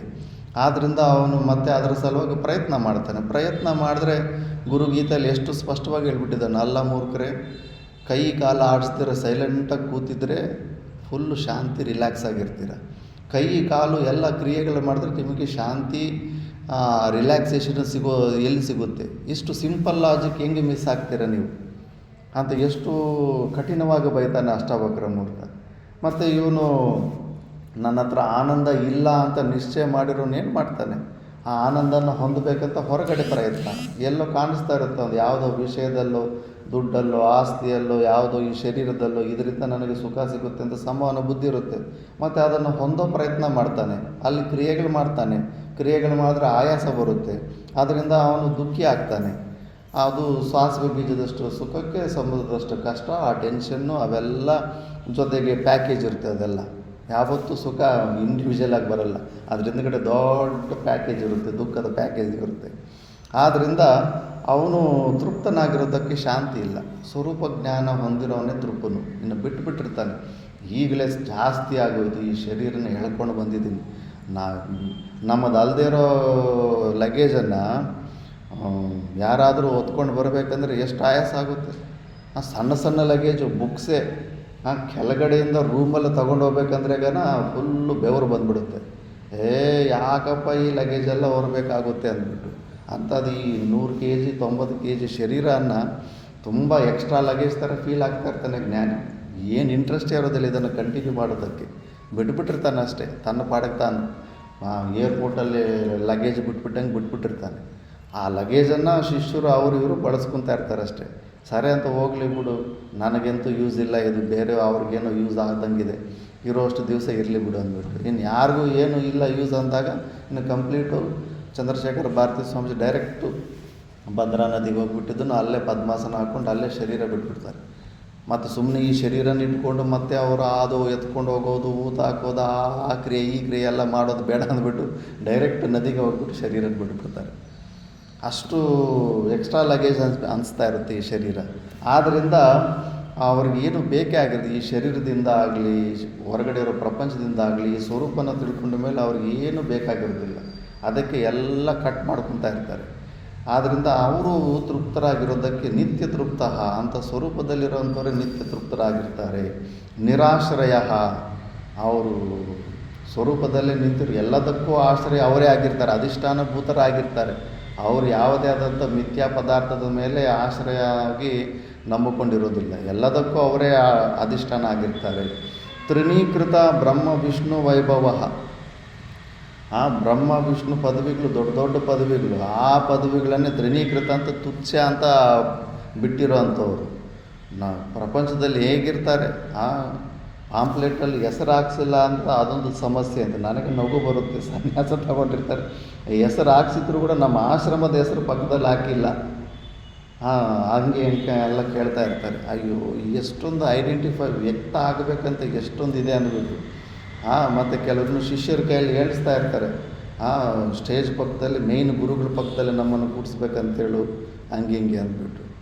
ಇಲ್ಲಿ ನೋಡಿದ್ರೆ ಅವ್ರಿಗೆ ದೊಡ್ಡ ದೊಡ್ಡ ಪದವಿಗಳ ಮೇಲೇ ತುಚ್ಛ ಬುದ್ಧಿ ಇರುತ್ತೆ. ನೀನು ಈ ಲೋಕದಲ್ಲೇ ನೀನು ಫೇಮಸ್ ಆಗಬೇಕು, ಕೀರ್ತಿ ಪ್ರತಿಷ್ಠೆಗಳು ಹೊಂದಬೇಕು, ಅದು ಇದು ಅಂದ್ಬಿಟ್ಟು ಅವೆಲ್ಲ ಅಂಥವರೆಲ್ಲ ತೃಪ್ತರಾಗೋದಕ್ಕೆ ಚಾನ್ಸ್ ಇಲ್ಲ. ಮಹಾ ಆತ್ಯಂತಿಕ ವೈರಾಗ್ಯ ಬಂದಿರಬೇಕು. ಎಲ್ಲ ಪದವಿಗಳೂ ಒಂದೇ ಪ್ಲ್ಯಾಟ್ಫಾರ್ಮಲ್ಲಿ ಮಿಥ್ಯಾತ್ವ ನಿಶ್ಚಯ ಆಗಬೇಕು ಅಂತ. ತ್ರಿನೀಕೃತ ಬ್ರಹ್ಮ ವಿಷ್ಣು ವೈಭವ ಪರಮೋ ಗುರು ಅಂತ ಅವನು ಪರಮ ಗುರು ಆಗ್ತಾನೆ. ಇವನು ದೊಡ್ಡ ಗುರು, ಎಲ್ಲ ಗುರುಗಳಿಗಿಂತ ಶ್ರೇಷ್ಠವಾದಂಥ ಗುರು. ಸರ್ವಕಾಲ ವಿದೇಶೇಷು ಸ್ವತಂತ್ರೋ ನಿಶ್ಚಲ ಸುಖಿ ಅಖಂಡೈಕ ರಸಾಸ್ವಾದ ಅತೃಪ್ತೋ ಹಿ ಪರಮೋ ಸ್ವಾದಾತ್ ಅತೃಪ್ತೋ ಹಿ ಪರಮೋ ಗುರು. ಸರ್ವಕಾಲ ವಿದೇಶೇಸು, ಎಲ್ಲ ಕಾಲದಲ್ಲೂ ದೇಶ ಕಾಲ ವಸ್ತುಗಳ ಪರಿಸ್ಥಿತಿಗಳು ಚೇಂಜ್ ಆದಾಗಲೂ ಕೂಡ ಸ್ವತಂತ್ರನಾಗಿರ್ತಾನೆ. ಅವನ ಜುಟ್ಟು ಎಲ್ಲೂ ಇರೋದಿಲ್ಲ.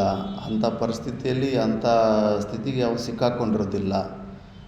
ನೋಡಿ, ಅಂಥ ಜೀವನ್ಮುಕ್ತ ಪುರುಷರು ಇರೋ ಜಾಗದಲ್ಲಿ ಅವನು ದೇಶದ ಪ್ರಧಾನಮಂತ್ರಿ ಆಗಿರ್ಬೋದು, ಸಾಮ್ರಾಟ್ ಆಗಿರ್ಬೋದು, ಯಾರು ಹಂಗಲ್ಲೂ ಇರೋದಿಲ್ಲ. ಅವನು ನಿರಂಕುಶವಾಗಿರ್ತಾನೆ.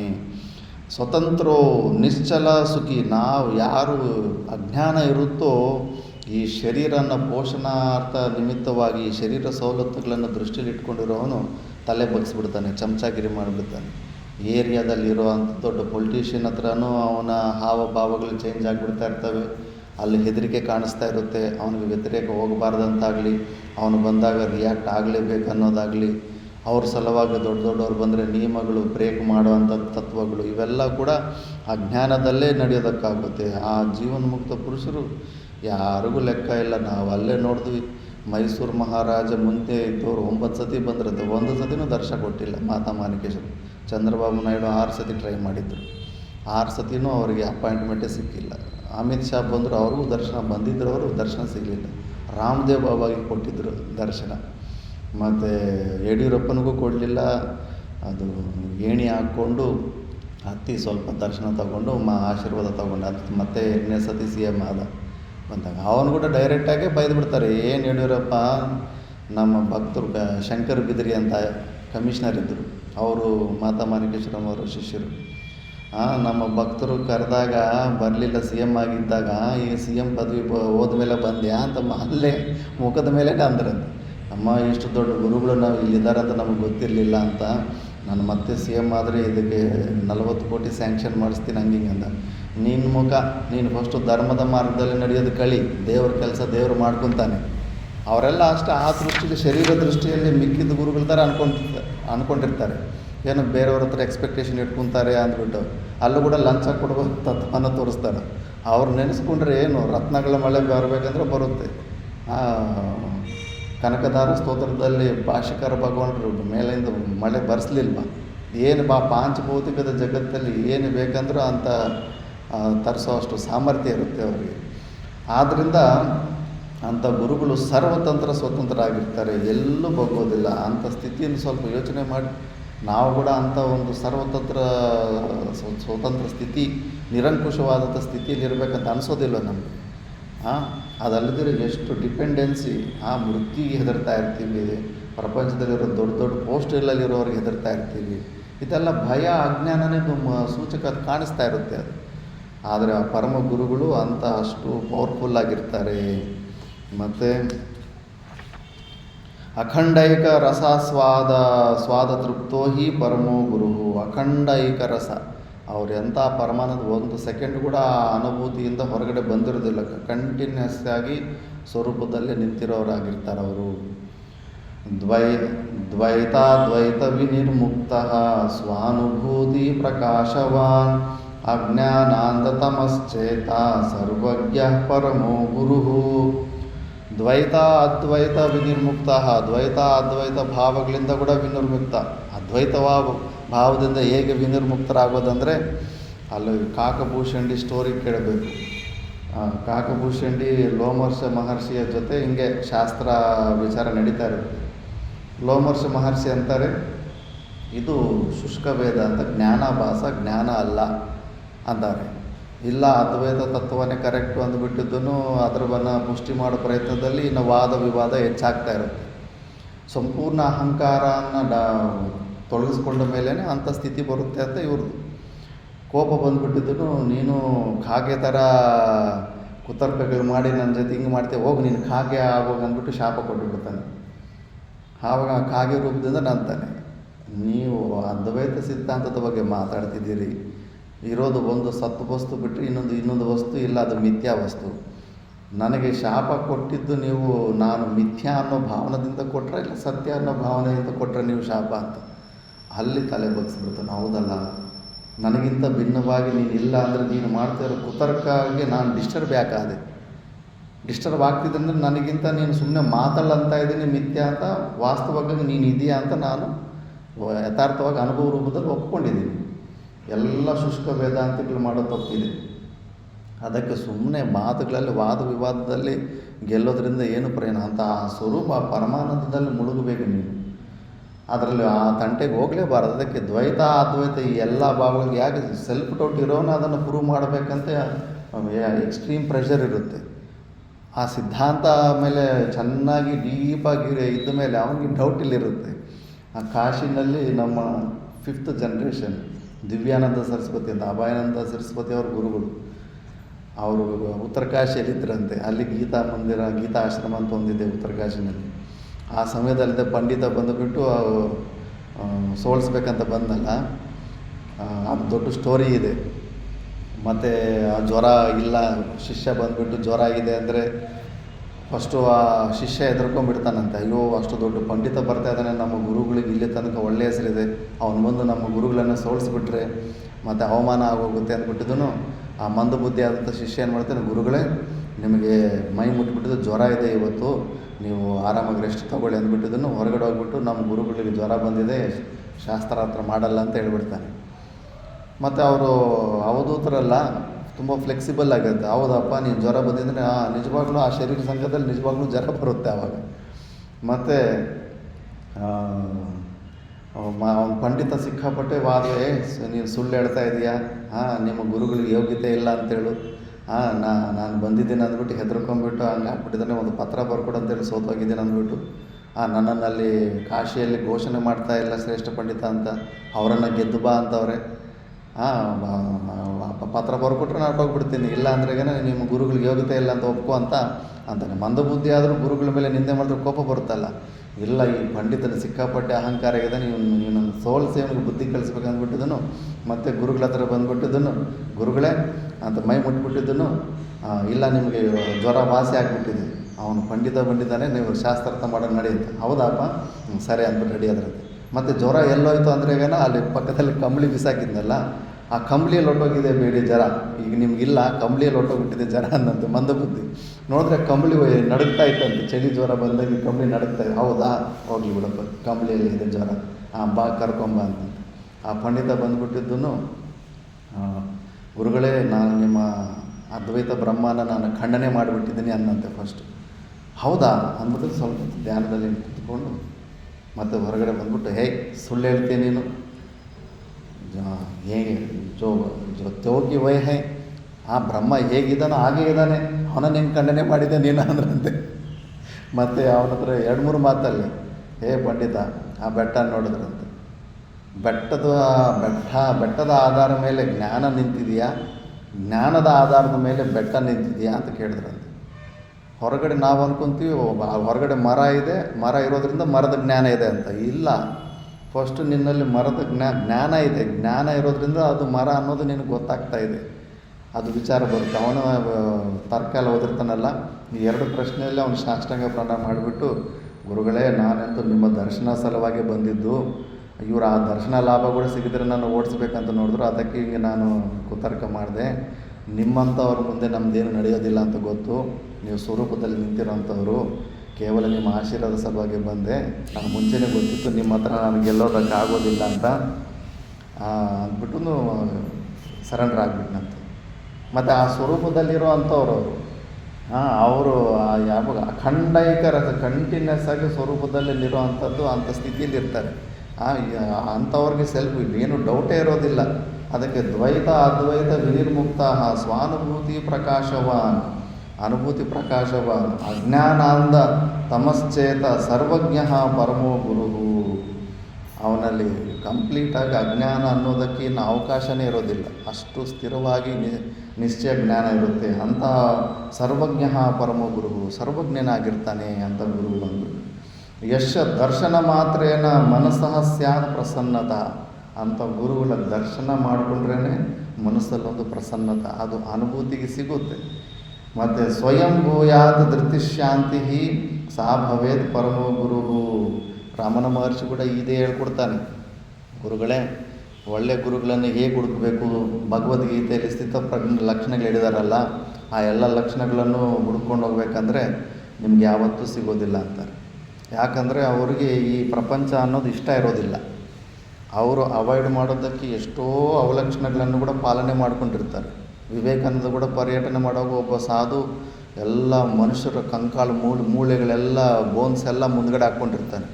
ಆ ಊರಲ್ಲಿ ಹೆಂಗೆ ಪ್ರಚಾರ ಆಗಿರುತ್ತಂದರೆ ಆ ಮನುಷ್ಯರನ್ನು ತಿನ್ನೋ ಅಗೋರಿ ಅವನು, ಅಲ್ಲಿ ಯಾರು ಹೋಗಬಾರ್ದು ಅಂದ್ಬಿಟ್ಟಿದ್ದನ್ನು ಹೆದರ್ಕೊಂಡು ಯಾರು ಬರ್ದಿರ ಇರ್ತಾರೆ. ಅದಕ್ಕೆ ಪ್ರಸನ್ನತಾಗಿ ಯಾರು ಡಿಸ್ಟರ್ಬ್ ಮಾಡೋರು ಇಲ್ದಿರೋ ಚೆನ್ನಾಗಿ ಸಾಧನೆ ಮಾಡ್ಕೊಂಡಿರ್ತಾರೆ. ವಿವೇಕಾನಂದ ಹೆದರೋದಿಲ್ವಲ್ಲ, ತುಂಬ ಸ್ಟ್ರಾಂಗ್ ಮ್ಯಾನ್. ಅದಕ್ಕೆ ನೋಡೋಣ ಅದು ಎಂಥ ಆಗೋರು ಏನದು ಅಂದ್ಬಿಟ್ಟು ನೋಡಿದ್ರೆ ಒಳ್ಳೆ ಶ್ರೋತ್ರಿಯ ಬ್ರಹ್ಮನಿಷ್ಠ ಆದಂಥ ಗುರು.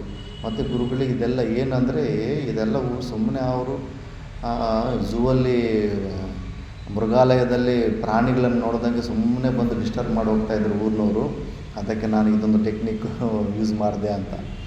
ಅದೇ ಥರ ಒಂದೊಂದು ಸತಿ ಕ್ರೋಧಿ ಥರ, ಒಂದೊಂದು ಸತಿ ವಿಚಿತ್ರವಾಗಿ ಎಲ್ಲ ಯಾವುದೋ ಒಂದು ಲಕ್ಷಣ ಇಟ್ಕೊಂಡಿರ್ತಾರೆ.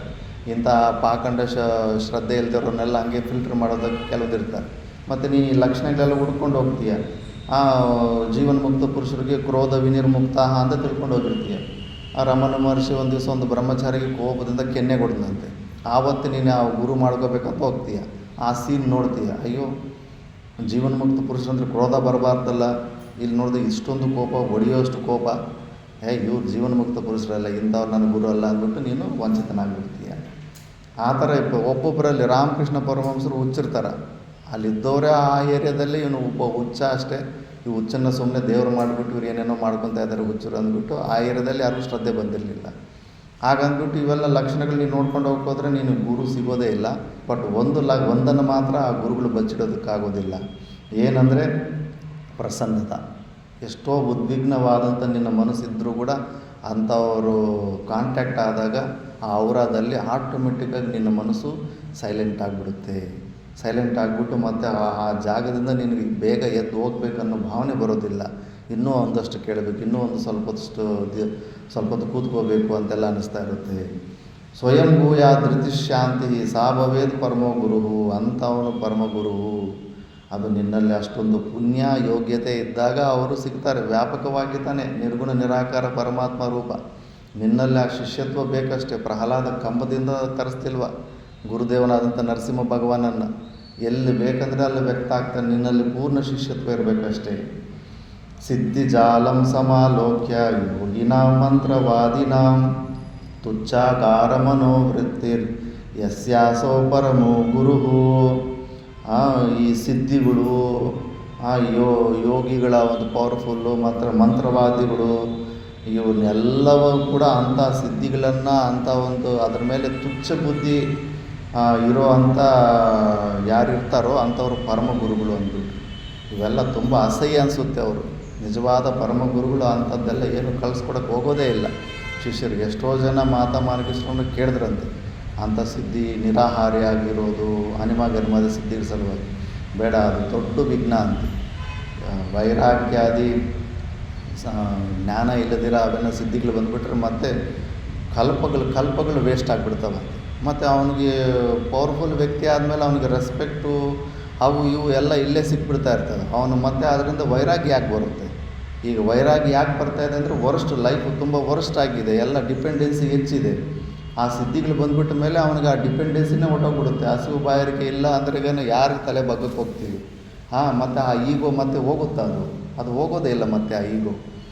ಭಗವಂತನೇ ಕೃಪೆ ಮಾಡಿಬಿಟ್ಟು ಈ ಷಡ್ಭಾವ ವಿಕಾರಗಳಲ್ಲಿ ಈ ವೀಕ್ನೆಸ್ಸಲ್ಲಿ ಕಳಿಸಿದ್ದಾನೆ. ಚೆನ್ನಾಗಿ ವೈರಾಗ್ಯ ತಂದುಕೊಂಡು ಮೋಕ್ಷನ ಹೊಂದಲಿ ಅಂತ. ನೀನು ಅದರಲ್ಲೇ ಮತ್ತೆ ನೀನು ಪವರ್ಫುಲ್ ಕ್ಯಾರೆಕ್ಟರ್ ಆಗಬೇಕು ಅಂದ್ಕೊಂಡ್ರೆಗಾನು ಮತ್ತೆ ನಿನಗೆ ವೈರಾಗ್ಯನೇ ಬರೋದಿಲ್ಲ. ಗಂಧರ್ವರಿಗೆ, ದೇವತೆಯರಿಗೆ, ಅನಿಮಗರ್ಮಾದಿ ಸಿದ್ಧಿಗಳು ಪ್ಲಸ್ ಬ್ರಹ್ಮವಿದ್ಯೆ ಇನ್ಬಿಲ್ಟ್ ಸಾಫ್ಟ್ವೇರು ಕಂಪಲ್ಸರಿ ಇರುತ್ತೆ. ಬಟ್ ಅವ್ರಿಗೆ ಮೋಕ್ಷನ ಹೊಂದೋದಕ್ಕಾಗ್ತಾಯಿಲ್ಲ. ಅವರೇ ಎಷ್ಟೋ ಪ್ರಾರ್ಥನೆ ಮಾಡ್ತಾರಂತೆ, ಅಯ್ಯೋ ಯಾವಾಗಪ್ಪ ಭೂಲೋಕದಲ್ಲಿ ಜನ್ಮ ಬರುತ್ತೆ, ಅಲ್ಲಿ ಬೇಗ ಕೆಲಸ ಮಾಡ್ಕೊಂಬಿಡ್ಬೋದು. ಇಲ್ಲಿ ಎಲ್ಲವೂ ತಿಳಿದಿದ್ದು ಕೂಡ ನಾವು ಅದನ್ನು ಹೊಂದೋದಕ್ಕಾಗ್ತಾಯಿಲ್ಲ. ಯಮಧರ್ಮರಾಜು ಕೂಡ ವಿಲಾಪ ಮಾಡ್ತಾನೆ ನಚಿಕೇತ ವಿಷಯದಲ್ಲಿ. ಎಷ್ಟು ಬುದ್ಧಿವಂತ ಕಣೋ ನೀನು, ಅನಾತ್ಮ ವಸ್ತುಗಳನ್ನೆಲ್ಲ ತಿರಸ್ಕಾರ ಮಾಡೋಷ್ಟು ಸಾಮರ್ಥ್ಯ ಇದೆಯಲ್ಲ. ಇಂದ್ರ ಕೂಡ 2-3 ಜನಕ್ಕೆ ಆತ್ಮವಿದ್ಯೆ ಕೊಟ್ಟಿರ್ತಾನೆ. ಅವರೆಲ್ಲ ಹತ್ರನೂ ಕೂಡ ಬ್ರಹ್ಮವಿದ್ಯೆ ಇರುತ್ತೆ. ಬಟ್ ವೈರಾಗ್ಯದ ಅಭಾವದ ಕಾರಣ ಅದನ್ನು ಸ್ವರೂಪದಲ್ಲಿ ನಿಲ್ಲೋದಕ್ಕಾಗ್ತಾ ಇರೋದಿಲ್ಲ. ಮತ್ತು ಅಂಥ ಜಾಗದಲ್ಲಿ ಬಂದುಬಿಟ್ಟು ನಾನು ಪವರ್ಫುಲ್ ವ್ಯಕ್ತಿ ಆಗಬೇಕು ಅನ್ನೋದು ಮಹಾಮೂರ್ಖತ್ವ. ಅದು ಸ್ವಪ್ನದಲ್ಲಿ ನೀನು ರಾಜ ಆದ್ರೇನು ಭಿಕ್ಷುಕ ಎದ್ದ ಮೇಲೆ ಎಲ್ಲ ವೇಸ್ಟೇ ಆಗುತ್ತಲ್ಲ. ಆದ್ದರಿಂದ ಇಂಥ ಸಿದ್ಧಿಜಾಲಂ ಸಮಾಲೋಕ್ಯ ಯೋಗಿನಾ ಮಂತ್ರವಾದಿನಂ ತುಚ್ಛಾಕಾರ ಮನೋವೃತ್ತಿರ್, ಅವೆಲ್ಲ ತುಚ್ಛವಾದಂಥದ್ದು ಅನ್ನೋ ಒಂದು ವೃತ್ತಿ, ಮನೋಕಾರ ವೃತ್ತಿ ಯಾರು ಹೊಂದಿರ್ತಾನೋ ಅಂಥವನು ಪರಮಗುರುವು ಅಂತ.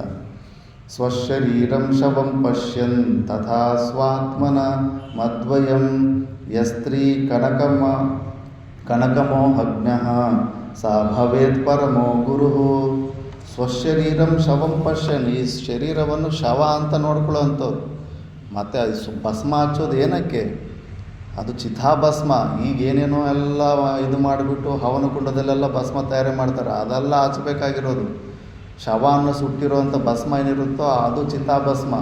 ಆ ಚಿತಾಭಸ್ಮ ಮೈಯೆಲ್ಲ ಹಚ್ಕೊಳ್ಳೋದು ಯಾಕೆ ಅಂದರೆ ಈ ಶರೀರ ಕೂಡ ಯಾವತ್ತೋ ಮುಂಚೆ ಭಸ್ಮನೇ ಆಗುತ್ತೆ, ಭಾವಿ ಭಸ್ಮವೇ ಇದು. ಆದ್ದರಿಂದ ಇದ್ರ ಬಗ್ಗೆ ಹೆಚ್ಚು ಮೋಹ ಇಟ್ಕೋಬಾರ್ದು ಅಂತ. ಅದು ನಮಗೆ ರಿಮೈಂಡರ್ ಆಗಿ ಅದನ್ನು ಎದುರುಗಡೆ ಪ್ರಶ್ನೆ ಕೇಳೋವನಿಗೆ ಅವನಿಗೆ ಹೇಳೋದಕ್ಕೆ ಇದೊಂದು ಆಲಂಬನೆ ಇರಲಿ ಅಂದ್ಬಿಟ್ಟಿದ್ದನು. ಆ ಭಸ್ಮ ಸುಮ್ಮನೆ 3 ಲೈನು 4 ಲೈನು ಇವೆಲ್ಲ ಏನಿಲ್ಲ. ಮತ್ತು ಕತೆಗಳೆಲ್ಲ ವರ್ಣನೆ ಬಂದುಬಿಟ್ಟಿದೆ. ಸುಮ್ಮನೆ ಹಿಂಗೆ ಭಸ್ಮ ಹಚ್ಕೊಂಡು ಹಿಂಗೆ ಎಲ್ಲೆಲ್ಲಿ ಕೈ ಟಚ್ ಆಗ್ತಾ ಇರುತ್ತೋ ಅಲ್ಲೆಲ್ಲ ಹಿಂಗೆ ಸುಮ್ಮನೆ ಹಚ್ಕೊಂಬಿಡೋದು ಮೈಯೆಲ್ಲ. ಈ ಶರೀರವೆಲ್ಲವೂ ಕೂಡ ಭಸ್ಮಮಯವಾಗುತ್ತೆ ಅನ್ನೋದು. ಆ ಥರ ಸ್ವಶರೀರಂ ಶವಂ ಪಶ್ಯನ್ ತಥಾ ಸ್ವಾತ್ಮನಂ ಅದ್ವಯಂ, ಶರೀರವನ್ನು ಶವ ಅಂತ ನೋಡ್ಕೊಳ್ಳೋವಂಥವನು, ಅದ್ವಯ ಸ್ವರೂಪ ಬಿಂಬರೂಪ ಚೈತನ್ಯದಲ್ಲಿ ನಿಲ್ಲೋ ಅಂಥವನು. ಯಹ ಸ್ತ್ರೀ ಕನಕ ಮೋಹಜ್ಞ, ಏನು ಎಲ್ಲ ಎಕ್ಸ್ಟ್ರೀಮ್ ಅಟ್ಯಾಚ್ಮೆಂಟ್ ಇರ್ತೋ ಹೆಣ್ಣು ಹೊಣ್ಣು ಮೇಲೆ ಎಲ್ಲ ಮೋಹನ ತೆಗೆದಾಕೊಂಡಿರ್ತಾನೋ ಸಾ ಭವೇತ್ ಪರಮ ಗುರು, ಅವನು ಪರಮ ಗುರು ಆಗಿರ್ತಾನೆ. ಇವುಗಳಲ್ಲಿ ಮತ್ತೆ ಅಟ್ಯಾಚ್ಮೆಂಟ್ ಇತ್ತು ಅಂದ್ರೆ ಇನ್ನೂ ಆ ಸ್ಥಿತಿಗೆ ಸೇರಿಕೊಂಡಿಲ್ಲ. ಮಹತ್ವ ಬುದ್ಧಿ ಇತ್ತಂದರೆ ಮೌನಿ ವಾಗ್ಮೀತಿ ತತ್ವಜ್ಞೋ ದ್ವಿಧಾಭೂತ್ ಶೃಣು ಪಾರ್ವತಿ ನಾ ಕಶ್ಚಿನ್ಮೌನಿನಾಂ ಲಾಭೋ ಲೋಕೇಸ್ಮಿನ್ ಭವತಿ ಪ್ರಿಯೇ. ಮೌನಿ ವಾಗ್ಮೀತಿ ತತ್ವಜ್ಞೋ ದ್ವಿಧಾಭೂತ್ ಶೃಣು ಪಾರ್ವತಿ ನ ಕಶ್ಚಿನ್ ಮೌನಿನಾಂ ಲಾಭೋ ಲೋಕೇಸ್ಮಿನ್ ಭವತಿ ಪ್ರಿಯೇ. ಫೈನಲ್ ಉಪದೇಶ ಮೌನ. ಆ ಮೌನಕ್ಕಿಂತ ದೊಡ್ಡ ಉಪದೇಶ ಇಲ್ಲ. ಎಲ್ಲವೂ ಸರಿಯಾಗಿ ನೀನು ಸ್ವರೂಪದ ತಿಳಿದ್ರೆ ಪ್ರಪಂಚ ಮಿಥ್ಯಾತ್ವ ನಿಶ್ಚಯ ಪೂರ್ಣ ಆದರೆ ನಿನಗೆ ನಿಜವಾಗಲೂ ಯಾವುದೇ ಇಂದ್ರಿಯ ವ್ಯಾಪಾರ ಮಾಡಬೇಕಂತ ಇಂಟ್ರೆಸ್ಟ್ ಇರಲ್ಲ. ಎಷ್ಟು ಸೈಲೆಂಟಾಗಿರಬೇಕು ಅಷ್ಟು ಸೈಲೆಂಟಾಗಿರ್ಬೇಕು ಅನ್ನಿಸ್ತಾ ಇರುತ್ತೆ. ಬೇಡಪ್ಪ ಅನ್ನಿಸ್ತಾ ಇರುತ್ತೆ. ಈಗ ವಿಧಿ ಇಲ್ಲದೆ ಪ್ರಾರಬ್ಧದಿಂದ ಏನೋ ಶರೀರದಲ್ಲಿ ಎಳ್ಕೊಂಡು ಕೆಲವೊಂದು ಕ್ರಿಯೆಗಳು ಬಲವಂತವಾಗಿ ನಡೆದಂಗೆ ಆಗ್ತಾ ಇರ್ತವೆ ಹೊರತು ಆ ಪೂರ್ಣ ಶಾಂತಿಯನ್ನು ತಿಳ್ಕೊಂಡಿರೋಂಥವನು ಸೈಲೆಂಟಾಗಿರ್ಬೇಕು ಅನ್ಕೊತಾನೆ. ಇದ್ದ ಜಾಗನೇ ಅವನು ಗುಹೆ ಮಾಡ್ಕೊಂಡ್ಬಿಡ್ತಾನೆ. ಅಷ್ಟು ಇಂದ್ರಿಯ ವ್ಯಾಪಾರಗಳಲ್ಲಿ ವೈರಾಗ್ಯ ಬಂದ್ಬಿಟ್ಟಿರುತ್ತೆ. ಅದಕ್ಕೆ ಮೌನ ಅದು ಈಗಲಿಂದನೇ ಶರೀರ ಇದ್ದಾಗಲೇ ಅಭ್ಯಾಸ ಮಾಡ್ಕೋಬೇಕು. ಎಲ್ಲವೂ ಏನಿಲ್ಲ ಅಂದರೂ ಕೂಡ ನಡೀತಾ ಇರುತ್ತೆ ಶರೀರ ಯಾತ್ರೆ. ಮಿನಿಮಮ್ ಕ್ರಿಯೆಗಳು ಮಾಡಿಕೊಂಡು ಅಂತಿಮ ಸಮಯದಲ್ಲಿ ನಿಧಿಧ್ಯಾಸನ ಸಮಯದಲ್ಲಿ ಮೆಲ್ಲಗೆ ಎಲ್ಲ ಕ್ರಿಯೆಗಳಿಂದ ವಿರಕ್ತಿಯನ್ನು ಹೊಂದು ಆ ಪೂರ್ಣ ಮೌನವನ್ನು ಹೊಂದಬೇಕು. ಸ್ವಲ್ಪ ದಿವಸ ಲಿಟ್ರಲ್ಲಾಗಿ ಫಿಸಿಕಲ್ಲಾಗಿ ಅಭ್ಯಾಸ ಮಾಡಿಕೊಂಡು ಅಲ್ಲಿ ಸೇರಿದ ಮೇಲೆ ಮತ್ತೆ ಸಹಜ ಸಮಾಜ ಸ್ಥಿತಿ ಬಂದ ಮೇಲೆ ಬೇಕಾದರೆ ಕ್ರಿಯೆಗಳಾಗಲಿ ಶರೀರದಲ್ಲಿ, ಅದು ನಿನ್ನನ್ನು ಮತ್ತೆ ಬಂಧನದಲ್ಲಿ ಇಡೋದಿಲ್ಲ. ಬಟ್ ಒಂದು ಸತಿ ಆದರೂ ನೀನು ಆ ಶಾಂತಿಯನ್ನು ನೋಡು. ಸುಮ್ಮನೆ ಹೊರಗಡೆ ರಜೋಗುಣ ಪ್ರಭಾವದಿಂದ ಓವರ್ ಆ್ಯಕ್ಟಿವಿಟಿಯಲ್ಲಿ ಸಿಕ್ಕಾಕ್ಕೊಂಡ್ರೆ ಆ ಶಾಂತಿ ಸಿಗೋದಿಲ್ಲ. ಅದು ಮೆಲ್ಲಗೆ ಸ್ವಲ್ಪ ಆ ಸ್ಟೆಪ್ ಎಷ್ಟು ಸಾಧ್ಯವಾದರೆ ಅಷ್ಟು ಆ ಮೌನವನ್ನು ನಾವು ಹೊಂದೋ ಪ್ರಯತ್ನ ಮಾಡಬೇಕು. ಇನ್ನೂ ಇದ್ರ ಬಗ್ಗೆ ಹೇಳ್ಕೊತ ಹೋಗ್ತಾರೆ. ನಾವು 12:30 1:00 ನೆಕ್ಸ್ಟ್ ಕ್ಲಾಸ್ ತಗೊಳ್ಳೋಣ. ಇವತ್ತು ನಾಳೆ ಮುಗಿಸೋ ಪ್ರಯತ್ನ ಮಾಡೋಣ. ಓಂ ಪೂರ್ಣಮದಃ ಪೂರ್ಣಮಿದಂ ಪೂರ್ಣಾತ್ ಪೂರ್ಣಮುದಚ್ಯತೆ ಪೂರ್ಣಸ್ಯ ಪೂರ್ಣಮಾದಾಯ ಪೂರ್ಣಮೇವಾವಶಿಷ್ಯತೆ. ಓಂ ಶಾಂತಿ ಶಾಂತಿ ಶಾಂತಿ.